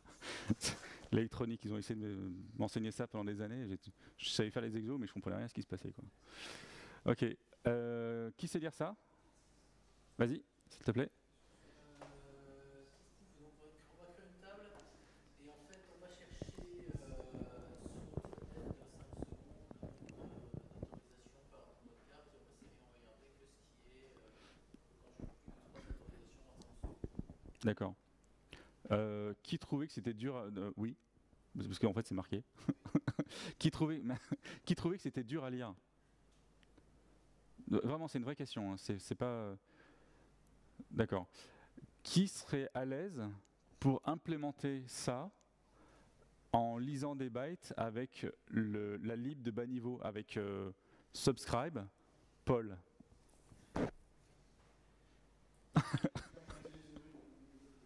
Tu utilises quelle lib? Reactor, d'accord. Reactor fait pas la même chose que Kafka Stream, hein. Ça sera dans la JVM, il n'arrivera pas à scaler de la même façon. Après, tu auras AK et AK Stream qui vont faire les choses, mais c'est pas vraiment la même chose. Et AK Stream va gérer l'état de façon. Ça sera difficile à faire, ce que peut faire les choses rapidement. C'est plus simple. Ah, en termes de propriété AK Stream, il y a des trucs intéressants. La seule difficulté d'AK Stream, c'est le storage temporaire. Ok, donc en fait, je vais la lire. Donc on va lire depuis un topic, le type d'autorisation, et on va faire une projection sur un des champs qui était dans les données, tranquille. Cette projection, on va faire un count sur une donnée, enfin sur une window de temps. Donc là, c'est une window tumbling de 5 secondes, de 5 secondes, 5 secondes, 5 secondes. Ça pourrait être une window de 5 secondes advanced by 1 seconde, tac, tac, tac, tac. Donc déjà, on parle de temps non trivial, c'est intéressant. On va grouper évidemment par les card numbers pour faire le count. Et ensuite, on va faire encore une clause de restriction sur l'agrégation. Et quand c'est supérieur à 3, on renvoie ça dans une table. Une table? Tout à l'heure, là, quand on fait le truc en SH, c'était des fichiers qui étaient unbounded. Et là, c'est une table. C'est quoi une table? C'est quoi la différence entre un topic, qui est un stream de données complètement unbounded, avec une table? Ouais. Donc là, en fait, là, le topic, il existe déjà. Là, il va créer un autre topic qui s'appelle effectivement Possible Fraud. On va voir ensemble qu'est-ce que c'est que le table. Et en fait, il va, pour implémenter tout ça et pour gérer la résilience et la haute dispo, en fait, il va falloir qu'il stocke de la donnée temporaire. Donc, il va la stocker en interne pour être rapide avec RocksDB, la base de données dont j'ai parlé quelques instants tout à l'heure. Et en fait, il va le résilier également dans Kafka. Pourquoi? Parce qu'il est lui-même résilient. Donc, en fait, on réutilise Kafka pour le processing, pour les données temporaires. Et donc, quand il y en a plus de 3, on met ça dans une table. Alors, c'est quoi une table? Alors, je vous enlève le truc, et je vous le dis tout de suite, c'est la dualité stream table. Qui sait ce que ça veut dire? Alors, c'est un mot très compliqué pour dire le stream, c'est tout l'historique de quelque chose. Par exemple, clé quelque chose, clé quelque chose, clé quelque chose, clé quelque chose. Et la table, c'est la dernière valeur de chaque clé. Par exemple, Florent, il a 1 an, il a tel type de cadeau. Florent, il a 2 ans, il a tel type de cadeau. Florent, il a 3 ans, il a tel type de cadeau. Florent, il a 4 ans, il a tel type de cadeau. Florent, il a 43 ans, il a tel type de cadeau. Alors, il y a des fois, on a envie d'avoir l'ensemble de l'historique de ce qui s'est passé pour Florent, parce que les cadeaux de Florent, c'est important, pour faire des statistiques, genre il a été méchant, bonne note, mauvaise note, machin. Ou alors, c'est sympa l'historique, mais je m'en fiche complètement, moi je veux juste la dernière valeur. Donc en gros, ça, c'est un upsert. C'est un update ou insert, pour faire simple. C'est bizarre, tu as dit que c'était immutable. En fait, il y a un processus de compaction qui lui-même est immutable. Pour ceux qui connaissent Cassandra, qui connaît Cassandra? C'est un log compacteur, pour faire simple, un log cleaner. Ok. Donc là, on a parlé de business, c'est cool, mais on va revenir sur l'aspect temporel qui t'avait un peu surpris. Donc là, supposons qu'effectivement, j'ai envoyé via de l'IoT ou un truc depuis le DAB, où je suis en train de mettre la carte que j'ai volée et je le fais plusieurs fois, plusieurs secondes. Donc ça, normalement, ça devrait triggerer une possible fraude, une fraude potentielle à un autre système de voir ce qui s'y passe. Vous êtes d'accord? Alors maintenant, supposons qu'en fait, à la deuxième fraude, enfin deuxième tentative frauduleuse, il y a le firewall qui commence à queener complètement. Et les données, elles arrivent. Donc en fait, il y aura bien un count supérieur à 3 qui va matcher, mais pas sur une fenêtre glissante de 5 secondes. Parce que mon firewall, il aura queené pendant 7 minutes. Donc les données, je les ai bien captées à intervalles tout à fait adaptés, mais comment est-ce que je fais pour faire ça? Vous êtes d'accord que ça ne fonctionne pas s'il y a un problème réseau, s'il y a un quick, s'il y a un network split, si j'ai un gros GC côté broker, si j'ai un gros GC côté client, un gros GC côté consumer? C'est la misère, vous êtes d'accord? Eh bien en fait on peut choisir la dimension temporelle, ce que j'ai dit, le temps de la montre, c'est le truc par défaut, donc ça arrive donc comme ça arrive, ou alors le temps de la gestion, le temps de la production, ou le temps qui est dans le payload. Yeah. Qui trouve que c'est intéressant, KSQL? Ok. Ceux qui trouvent que c'est pas intéressant, pourquoi? Ok, donc on revient tout à l'heure sur les. Tout à l'heure on avait parlé des Kafka, c'est bien agnostique. Ça prend des bytes. Les bytes, c'est douloureux parce que si par exemple, qui aime le JSON?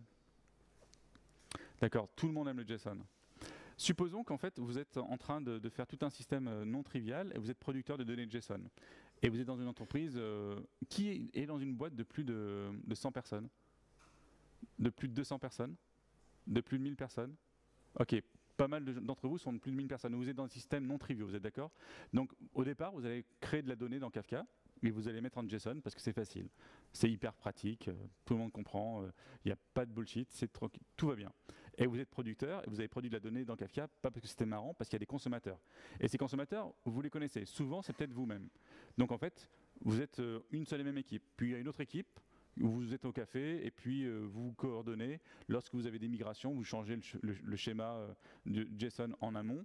Donc les clients vont savoir gérer la modification du schéma. Nickel, tout se passe bien. Parce que vous jouez la gagne. Et en fait, tout se passe bien. Il y a encore une autre équipe qui arrive. Donc maintenant, il y a équipe de producteurs, 3 équipes distinctes de consommateurs, et tout le monde se coordonne. Et parce que vous jouez la gagne, ça fonctionne vraiment bien. Les gens comprennent que Kafka c'est chouette, KSQL c'est chouette, ou Flink, ou Spark Streaming, whatever. Et maintenant, il y a des clients qui consomment votre donnée à vous, qui étaient en petit comité où tout le monde se connaissait, et maintenant vous ne les connaissez plus, parce que ça a pris votre travail à fonctionner, toute votre énergie à fonctionner. Et maintenant, si vous changez en amont le producteur, la petite équipe du début, tranquille, elle sait faire parce que vous vous connaissez, vous êtes coordonnés, vous avez fait votre boulot normalement, très bien. Et maintenant, c'est l'équipe, la dernière équipe qui ne vous connaissait pas, qui n'a pas été informée, et qui, elle, se prend le mur. Il y a une incompatibilité avec la consommation, bam! Alors c'est pas grave. Ah non, pas de bol. Ceux qui faisaient le plus de métiers, ceux qui faisaient le plus de business, qui ramenaient, qui faisaient vraiment un truc intéressant, c'était eux, et tout le monde n'est pas content. C'est assez chiant parce que tout le monde veut aller vite pour capter l'attention, se sentir à l'aise. Donc vous êtes des winners, vous êtes des winners, vous êtes des winners, et en fait vous allez vous prendre un mur parce que vous êtes des winners. Et c'est super frustrant et à voir, c'est assez douloureux. Donc grosso modo, ce qu'il faut faire, c'est typer vos données. Alors, schema registry, c'est l'open source Confluent. C'est fait avec de l'Avro. Si vous ne voulez pas avoir de l'Avro, mais avoir du schema, du JSON schema, par exemple, pas de souci. Faites-le vous-même. Mais en tant qu'équipe, ayez une discussion sur les schémas et en ce qui concerne Kafka. Et ça fonctionne, c'est le même problème hein, pour JMS, les MQ, etc.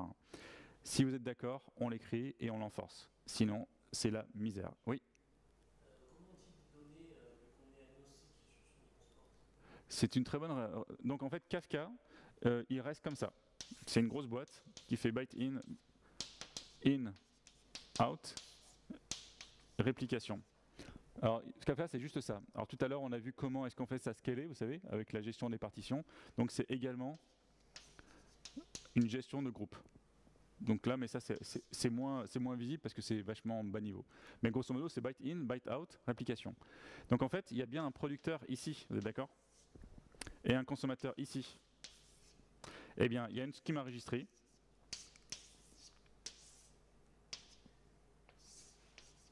Il y a bien, en fait, comme une interface. En Java, lorsque vous avez deux classes qui sont complètement couplées, et pour enlever les cycles, eh bien, vous extrayez une interface. Schema registry, même chose. Et c'est une bonne pratique. Hein. Alors, utiliser schema registry ou pas, faites ce qui fait sens pour vous. Par exemple, si vous avez du protocole buffer, bah nous on fait que de l'Avro parce qu'on a fait un choix Avro. Vous n'aimez pas Avro, vous préférez, je sais pas, Swift, pas de souci. Mais faites des trucs qui ressemblent à ça. Non, Étienne, je ne peux pas répondre. Ok, ça vous va? Vraiment, c'est important. Il faut, par exemple, si c'est moi qui fais un projet, c'est non négociable. Il y a une registry. Alors pas forcément la schema registry. Par exemple, j'ai des clients qui font du protocole buffer. Il faut enforcer les schémas. Alors, qui est un peu Ops ici? Plein de gens. Alors, vous êtes plutôt quoi? Chef, Puppet, Ansible, Vagrant, Terraform. Vous êtes quoi? Kubernetes, Ansible, ok. Bah, il y a plein d'options. Il y a plein d'options. Alors, bah, c'est marqué là. On est bien d'accord que ça, c'est l'avenir. Tout à l'heure, on en a parlé. En fait, Red Hat, c'est OpenShift. OpenShift, c'est Kubernetes. Kubernetes, c'est l'avenir. Il faut faire attention à ça. Le train, il est déjà parti. Lisez la doc. Soyez familier avec ça. Vérifiez que vous êtes à l'aise avec Docker. Vous ne pourrez pas y échapper. Il y a un truc qui trouve que... Donc, qui est en prod déjà, Kafka? Vous êtes quelques-uns? D'accord. Vous avez combien de brokers et de zookeepers en général? Ben, tu as combien de Kafka et de brokers et de zookeepers? Non, en prod par exemple.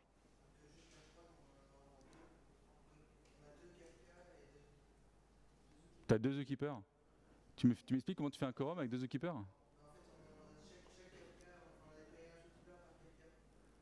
Un zookeeper Kafka. D'accord, il faudra qu'on discute parce que ça ne fait pas du tout sens. Hein. D'accord. Donc grosso modo, en fait, c'est ce que je veux dire, c'est que Kafka, en fait, c'est des brokers qui sont eux-mêmes coordonnés par un autre cluster, un cluster de zookeeper. C'est un peu pénible à faire. Quand vous savez le faire, ben, c'est facile, mais il y a peu de gens qui sont à l'aise pour le faire et l'opérer. Et non seulement il faut l'installer, mais en plus il faut gérer le cycle de vie complet de l'ensemble de votre broker. Et un opérateur, donc il y a des versions open source évidemment, c'est ce qui va prendre l'ensemble du cycle de vie de votre métier. De votre cluster. Donc Kubernetes, il faut regarder, je vous recommande violemment.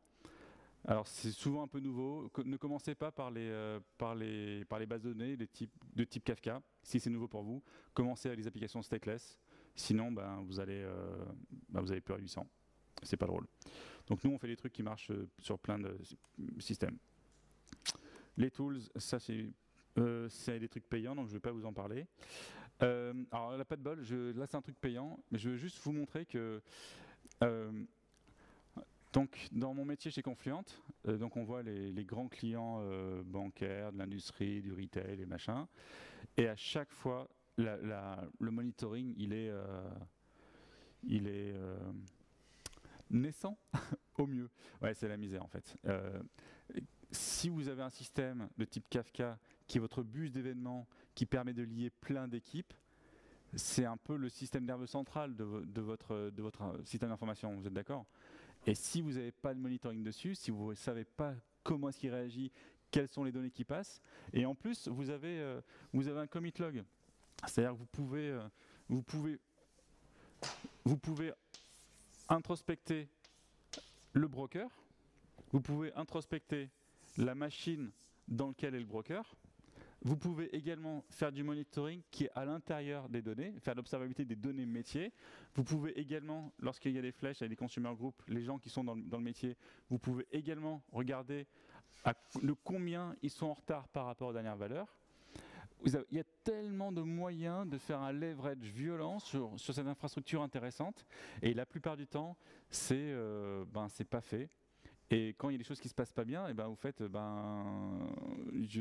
aveugle. Donc en fait, il faut avoir du monitoring.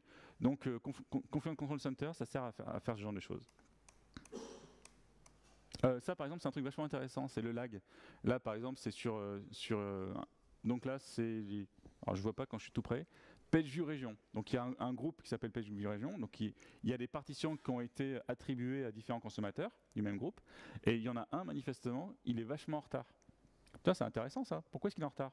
Est-ce que c'est parce que le client qui consomme a des problèmes? Ou est-ce que c'est entre le réseau, entre le client et Kafka qui a des problèmes? Est-ce que c'est Kafka, la partition, qui a un problème? Est-ce que c'est parce qu'il y a plus de données qu'il y a un problème?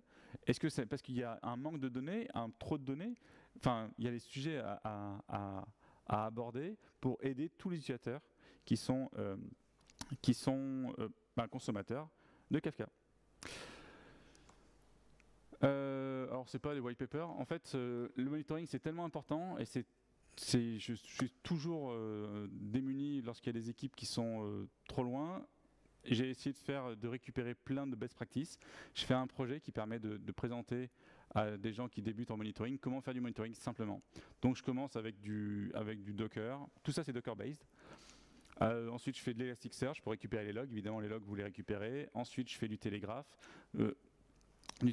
Avec la stack stick. Vous connaissez la stack stick, Telegraph, InfluDB, Capacitor. Ok. En fait, je vous présente ça. Je vous dis qu'il y a un truc qui est bien. Et ensuite, je veux récupérer la totale, les monitoring, etc. Enjoy, faites-vous plaisir. Ok. Ensuite, il y a plein de ressources. Donc, j'ai parlé de plein de choses.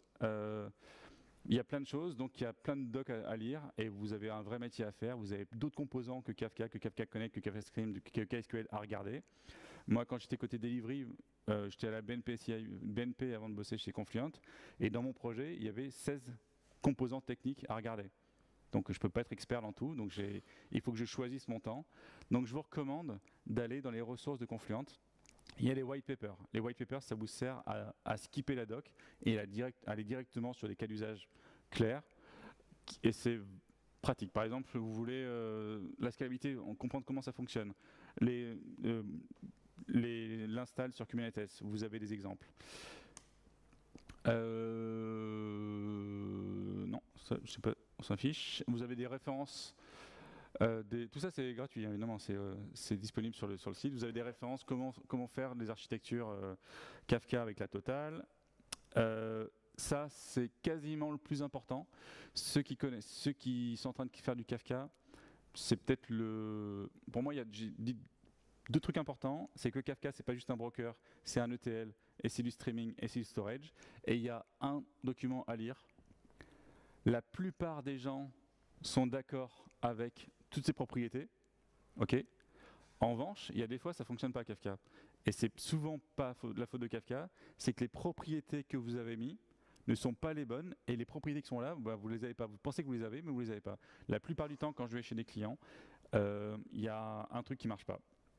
Par exemple, pour l'Exactly Ones, il faut arriver à comprendre ce que c'est que les Max in Flight, les mini-SR pour la durabilité, les différents types de hacks, etc. C'est un document qui vous explique comment tuner vos consommateurs, vos producteurs et vos brokers pour la latence, le throughput, la durabilité et je sais pas.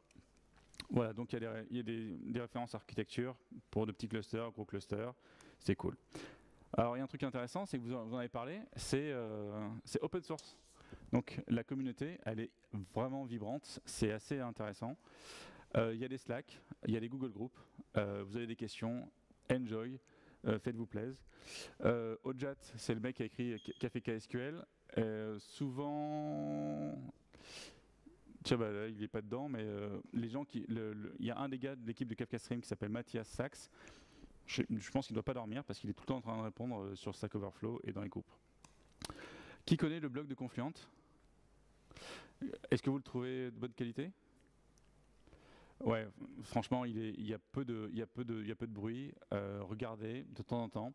Tout ne va peut-être pas vous intéresser, mais la qualité, elle est vraiment là. Dualité, Streamtable. Yeah. Mathias Sachs, bah, c'est lui, en haut à gauche. Ok, donc on a vu plein de choses.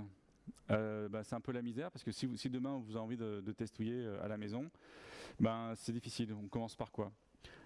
Alors moi, j'ai fait un projet Git qui permet de tester ce qui est marqué là, progressivement, unitairement, pas à pas. Donc on part juste de démarrer un Kafka et un Zookeeper dans une VM. J'explique d'ailleurs que c'est con, ça n'a pas de sens, parce qu'un Kafka tout seul, ça s'appelle un fichier, hein, donc ça n'a aucun intérêt. Un Zookeeper, plusieurs brokers, c'est cool, jusqu'à faire un truc un peu pénible. Il y a un truc hyper intéressant, c'est la CPDemo. CPDemo, c'est Confluent Platform Demo. Confluent Platform, hein, c'est toute la stack de tout ça, qui est buildé ensemble, qui est réalisé. Donc là, l'exemple, c'est on récupère le serveur IAC de Wikipédia grâce à un connector, donc l'ETL. Donc on récupère les données, on les met dans Kafka, on les valorise avec KSQL, on les remet dans Kafka, normal, pour libérer la donnée. Un connecteur va le récupérer et va le mettre dans un Elasticsearch. Et moi, je vais lire via Kibana l'Elasticsearch. Évidemment, il y a du monitoring au-dessus pour regarder tout ce qui se passe. Alors, un truc intéressant, c'est qui a besoin de sécurité au boulot? Alors, qui n'a pas besoin de sécurité? D'accord, donc tout le monde a besoin de sécurité. Alors souvent, les Hello World, ils fonctionnent bien, parce qu'un Hello World, si ça ne fonctionne pas, ça ne devrait pas exister, quoi. Alors, donc là, le CPDemo, ce qui est intéressant, c'est ça. Alors Damien, non merci. Je vois du OS, du SASL, des secrets. Je vois des keystores, des protocoles machin, des super users, des log4j, des SASL mécanismes. Donc l'ensemble de la stack. On vous explique. Alors là, il y a tous les composants qui sont mis ensemble, hein. Après, vous pouvez faire les pick and choose. Mais ce qui est intéressant, c'est que les ops qui vont venir, ils vont vous expliquer non, mais ton truc, c'est un toy. Tu sais pas le sécuriser. La réponse est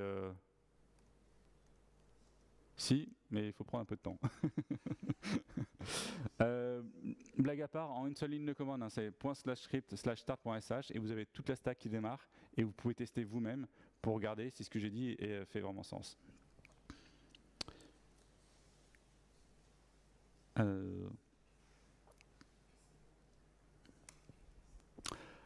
Ok, qui est d'accord pour dire que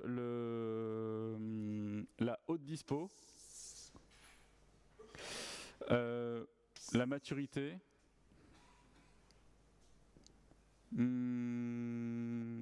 ouais, que la maturité et la haute dispo, c'est extrêmement important, avec la résilience forcément, et la durabilité. C'est un peu la base, hein, c'est un peu les propriétés d'une base de données. Hein. Vous ne pouvez pas perdre vos données. Et donc en fait, ce qu'on fait, c'est c'est que les clients et les prospects et les gens en open source, ils disent ouais, c'est vachement bien toutes ces lignes-là, mais qu'est-ce qui se passe si mon réseau il fonctionne pas entre un zookeeper et un broker, ou si mes brokers ils sont isolés, si mes zookeepers ils sont isolés, qu'est-ce qui se passe si je pète une requête TCP? Donc en fait, on a fait avec un de mes collègues, on a fait Kafka Boom Boom où on torture Kafka et vous pouvez voir que les propriétés qui sont là fonctionnent. Ça dépend du tuning qui est décrit dans le white paper. C'est jamais gratuit, c'est un système qui est simple mais pas facile. C'est simple mais not any simpler, comme dirait, j'ai oublié qui. Donc ça c'est intéressant. Ouais. Kafka Boom Boom, ce sera un genre de petit chaos monkey. Ouais, tout à fait. Ouais, et tout ça dans Docker. Donc en fait, tu peux le tester à la maison. Tiens, le dernier, c'est moi qui est comité. Donc scénario, tu regardes, pouf, Docker Compose. Tu as des zookeepers, là c'est des zookeepers normaux, ok. Et le up, qu'est-ce qu'il va faire? Donc il y a un script.sh qu'on importe qui est également dans le projet. Et ce qu'on va faire, c'est qu'on va bloquer des hosts. Donc là, on fait un outage complet. Donc en fait, on bloque tout le monde, plus personne ne peut se voir. Qu'est-ce qui se passe? Eh ben, tu lances le script et puis tu vois ce qui se passe. Et en fait, tu augmentes ta confiance. Et en fait, tu peux voir que c'est donc mature, robuste et c'est stable. Et qu'en fait, l'industrie l'a choisi pour une bonne raison. La plupart des systèmes bancaires utilisent Kafka parce que ça fonctionne vraiment. En revanche, si vous voulez le voir, c'est toujours un peu difficile de se mettre dans une position pour montrer ça à ses boss. Kafka Boom Boom permet de faire ça. Alors, ensuite, j'ai un autre truc j'arrête dans pas longtemps, parce que j'ai déjà beaucoup trop parlé. J'ai fait la même chose avec dans Kafka Story. J'ai fait une application qui fait, on voit pas le reste. Donc je fais de la télémétrie sur l'application complète. Je fais un générateur d'event sourcing fake qui le met dans Kafka. On a une application Kafka Stream qui va récupérer les events produits par l'event sourcing et les met dans un MySQL. J'ai un chain data capture avec Kafka Connect qui récupère MySQL, qui met dans Kafka, qui lui-même est, on ne peut pas voir sur le slide là, mais qui lui-même est récupéré pour faire les statistiques qui sont envoyées dans Telegraph, puis dans FluidDB et affichées dans Grafana. Et le tout, on renvoie dans les données dans S3 en tant que cold storage. Donc c'est plus un truc qui ressemble à quelque chose que vous feriez au boulot. J'ai fait la version en mode séquence diagramme, machin. Donc on voyait bien les events, Kafka, l'event MySQL, Kafka Connect, S3, Shell Data Capture, KSQL, Telegraph, Grafana, c'est cool. Je l'ai fait en Docker, donc je fais plein de containers. Donc tout un bazar. Alors j'ai découvert cette line command, c'est vachement bien. Ça permet de faire des graphes sur les Docker Compose, avec tout ça qui est mis en œuvre.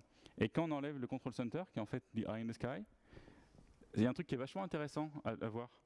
Donc Minio, c'est un S3 open source, donc c'est bien du stockage. MySQL, base de données, donc stockage. Un FluidDB, c'est une base de données temporelle dans la stack TIC. Et Kafka, naturellement, là encore une fois, c'est créé automatiquement dans le Docker Compose. Eh bien, on voit sa place. Donc Kafka est bien du stockage. Et Zookeeper, c'est celui qui va coordonner le stockage Kafka. Quand j'ai fait ça, j'ai fait tiens, c'est marrant, j'en parle. Donc SQL, il y a les nested types, il y a les joins, etc., etc. Il y a un truc assez chouette pour vous donner l'envie de continuer d'avancer et d'avoir de l'énergie pour regarder cette technologie. C'est ça. Donc ça, c'est un jeu vidéo, c'est Cars, donc avec un vrai pédalier et un vrai volant, etc. Et il y a tout un pipeline où on va capturer les données du jeu vidéo, le mettre dans Kafka, le valoriser en KSQL, remettre les données dans Kafka, Kafka Connect récupère les données, les met dans un FluidDB et on affiche, et ça fait ce genre de choses. Ça permet que ça soit moins pénible en fait. Ok, vous avez compris que c'est un vrai jeu vidéo. Là, on voit le JSON qui produit, et ensuite tout le reste, c'est valorisé directement en temps réel dans KSQL. Alors, ce qui est intéressant, c'est pas forcément ça. Bon, ça c'est plutôt sexy, mais c'est tout le chemin qui permet de faire ça. On va vous expliquer ce que c'est qu'un événement, et on va regarder les événements qui arrivent en temps réel, et on crée un stream, et on fait un select, et on fait les dérivés. Finalement, on fait tout un pipeline de production de données unitaires qui s'enchaînent, etc. Et tout ça en temps réel. J'ai un talk qui est un peu plus corporate que maintenant, que j'ai fait à Devox, qui est sur YouTube. Hop.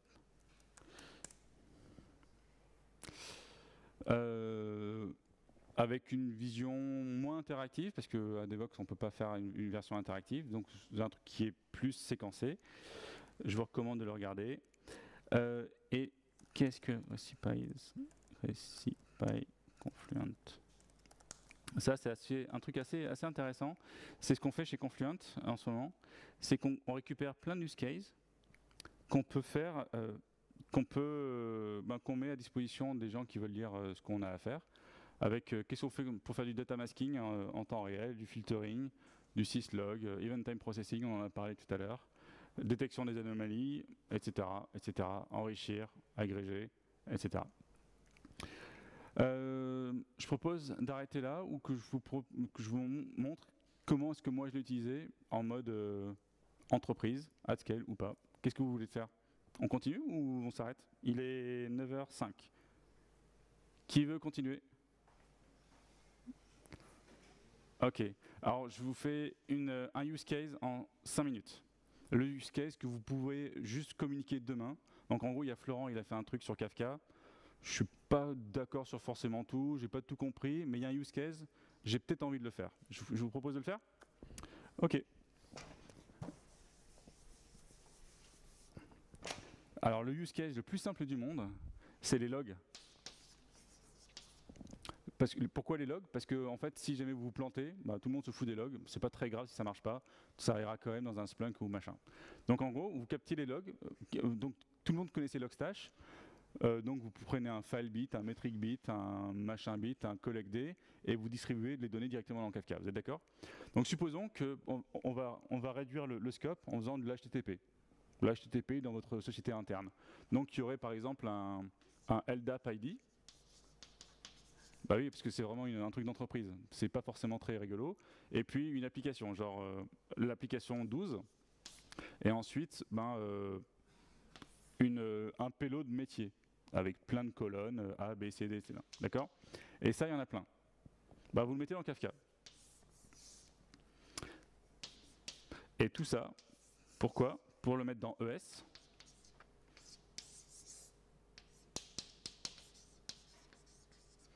Donc j'ai plein de trucs qui ressemblent à ça, je les mets dans Kafka, et je voudrais que ça aille dans Elasticsearch.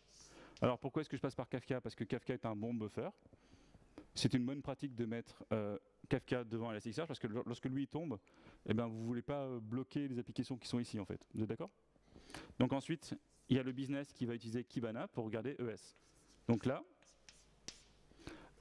c'est assez sympa, on a les logs directement dans Kibana. Dans Kafka, ça passe dans Elasticsearch et on les regarde dans Kibana. Et c'est cool. Et les billets font, tiens, c'est sympa, c'est pratique, Kibana, c'est vachement bien. Mais autant je fais des choses vachement intéressantes avec tous ces champs-là. Franchement, Kibana, qui connaît Elasticsearch et Kibana? Ok, sans déconner, c'est vachement bien. C'est super chouette. Moi, j'ai bossé à la BNP où j'avais un cluster de 1 péta d'Elastic. Ça fonctionne vraiment à scale, c'est assez extraordinaire. Donc en fait, les billets, ils sont comme des fous en disant mais où est-ce que vous étiez toutes ces années? Je peux jouer avec ça sans qu'on m'embête avec les bases de données, les Teradata et les machins. J'en veux plus. Je sais que derrière ce LDAP ID là, et ce 12, il y a des trucs vachement intéressants. Et je veux jouer là-dessus. Donc je veux un join en fait. Et là on fait désolé mec, mais les joins dans Elasticsearch, c'est mort, c'est pas fait pour ça, ça marchera jamais. Et ok, il dit non, c'est moi le client, débrouille-toi, c'est toi l'informaticien. Et ce que tu peux faire, en fait, c'est tout bête. Donc il y a bien un LDAP, je vois ce que j'écris, il y a bien un LDAP ici,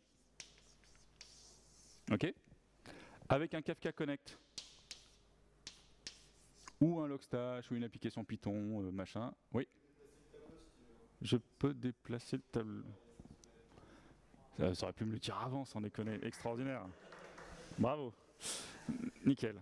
Donc, dans mon système d'information, j'ai bien un LDAP.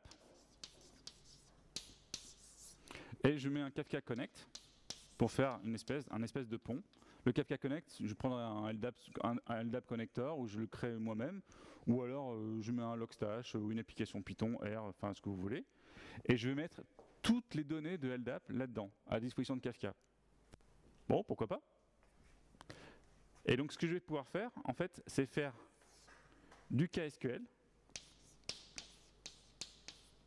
pour valoriser. Donc si j'ai des données LDAP qui sont dans Kafka et que j'ai LDAP ID, bah, je peux faire un join.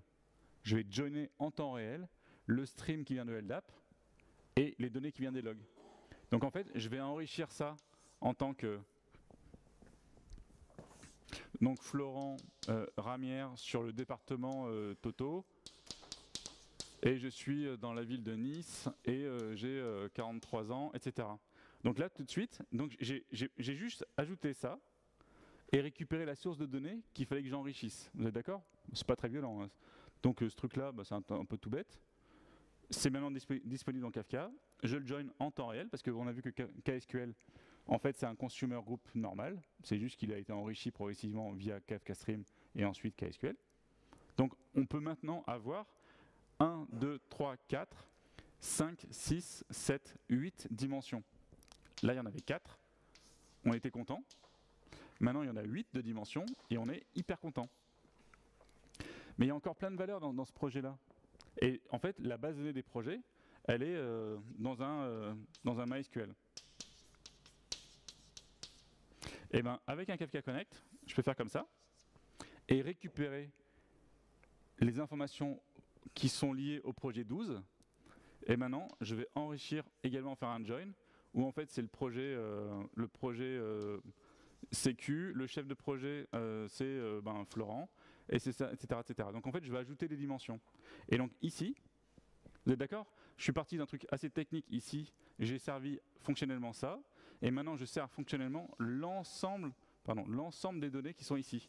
Donc j'avais 1, 2, 3, 4 dimensions, maintenant j'ai 1, 2, 3, 4, plus 4, 8, plus 2, 10. Qu'est-ce que ça veut dire? Ça veut dire que eux, côté Kibana, ils vont pouvoir aller dans les données Elasticsearch sur toutes les dimensions. Et ils sont hyper joyeux. Et qu'est-ce que ça veut dire quand on a plein de dimensions? Vous savez ce que ça veut dire ou pas? Alors, à part le fait qu'eux, ils soient contents. Pardon? Ou perdu, tout à fait. En fait, quand il y a plein de features, ces dimensions, c'est des features, ça devient incompréhensible. Ou alors, enfin déjà, tu es très content. Hein. Mais ce que tu peux faire, en fait, tu peux faire du machine learning. Tu récupères ces données-là. Donc, au lieu d'avoir quelque chose... Donc là, c'est un Kafka Connect d'ailleurs. Ou un Logstash. Tu fais un autre truc qui va faire du machine learning sur les données. OK, ben, super. Donc finalement, l'output, c'est un modèle. Tu peux le remettre dans Kafka et tu peux faire un autre... Alors, cette partie-là, c'est pas pour demain, hein, mais excusez-moi. Ça, c'est un truc qu'on peut faire en 2 jours. Il y a la CPDemo, vous sortez un MySQL, vous regardez comment moi je fais pour faire du CDC sur MySQL. Vous pouvez au moins faire ça extrêmement facilement. Alors le LDAP, c'est toujours pénible parce qu'il y a le LDAPS, récupérer les groupes, demander à la sécu, mais c'est un use case qui est assez simple à faire. Donc là où je voulais dire, c'est que lorsqu'il y a plein de features, vous pouvez faire du machine learning et ensuite faire du Kafka Stream avec du machine learning qui va renvoyer les résultats de votre machine learning là-dedans à destination de vos billets. Qui trouve que je suis allé trop vite? D'accord. Qu'une seule personne. Cool. Vous avez compris l'idée. Vous avez des données simples. Vous les enrichissez juste avec un join, avec KSQL. Et c'est gagné à pas cher. C'est assez surprenant de voir combien, avec un join en temps réel, les business analysts sont hyper contents. Ça leur permet d'avoir des nouvelles dimensions sur lesquelles jouer, et le tout en temps réel. Qui trouve que c'est un use case qui est déjà trop compliqué? C'est un use case assez simple. Hein. Tu trouves que c'est compliqué? Ah oui? Non, mais c'est complexe. Alors, On le besoin est complexe ou on a répondu de façon complexe à un besoin simple? J'ai pas compris. On a répondu de façon simple à un besoin complexe. Bah, c'est plutôt une bonne chose. Hein. D'accord.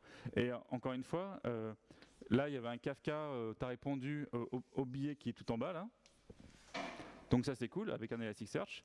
Mais en fait, tu peux également faire un Y, mettre les données dans un Splunk, mettre les données dans un Loggly, etc. Donc en fait, tu peux en plus testouiller toutes ces données-là dans d'autres systèmes. Tu peux le mettre à disposition de Hadoop, hop, et faire continuer de passer le relais aux autres systèmes d'information pour continuer à enrichir la donnée, à faire participer la donnée. Et le meilleur, c'est quand Hadoop sort des trucs intéressants et le remet à disposition de tous les autres pour pouvoir les reconsommer. Et enrichir la donnée, et en fait que la sauce prenne et que tout le monde participe à la fête des données et que chacun récupère le meilleur des autres et l'enrichisse progressivement. Ça, c'est assez pratique. Il est écart. Est-ce que vous voulez qu'on s'arrête ou qu'on continue à vous expliquer par exemple pourquoi est-ce qu'une lib c'est mieux qu'un framework pour le streaming temps réel? On s'arrête? Ouais, je suis assez d'accord. Bon, c'est le moment de prendre une bière.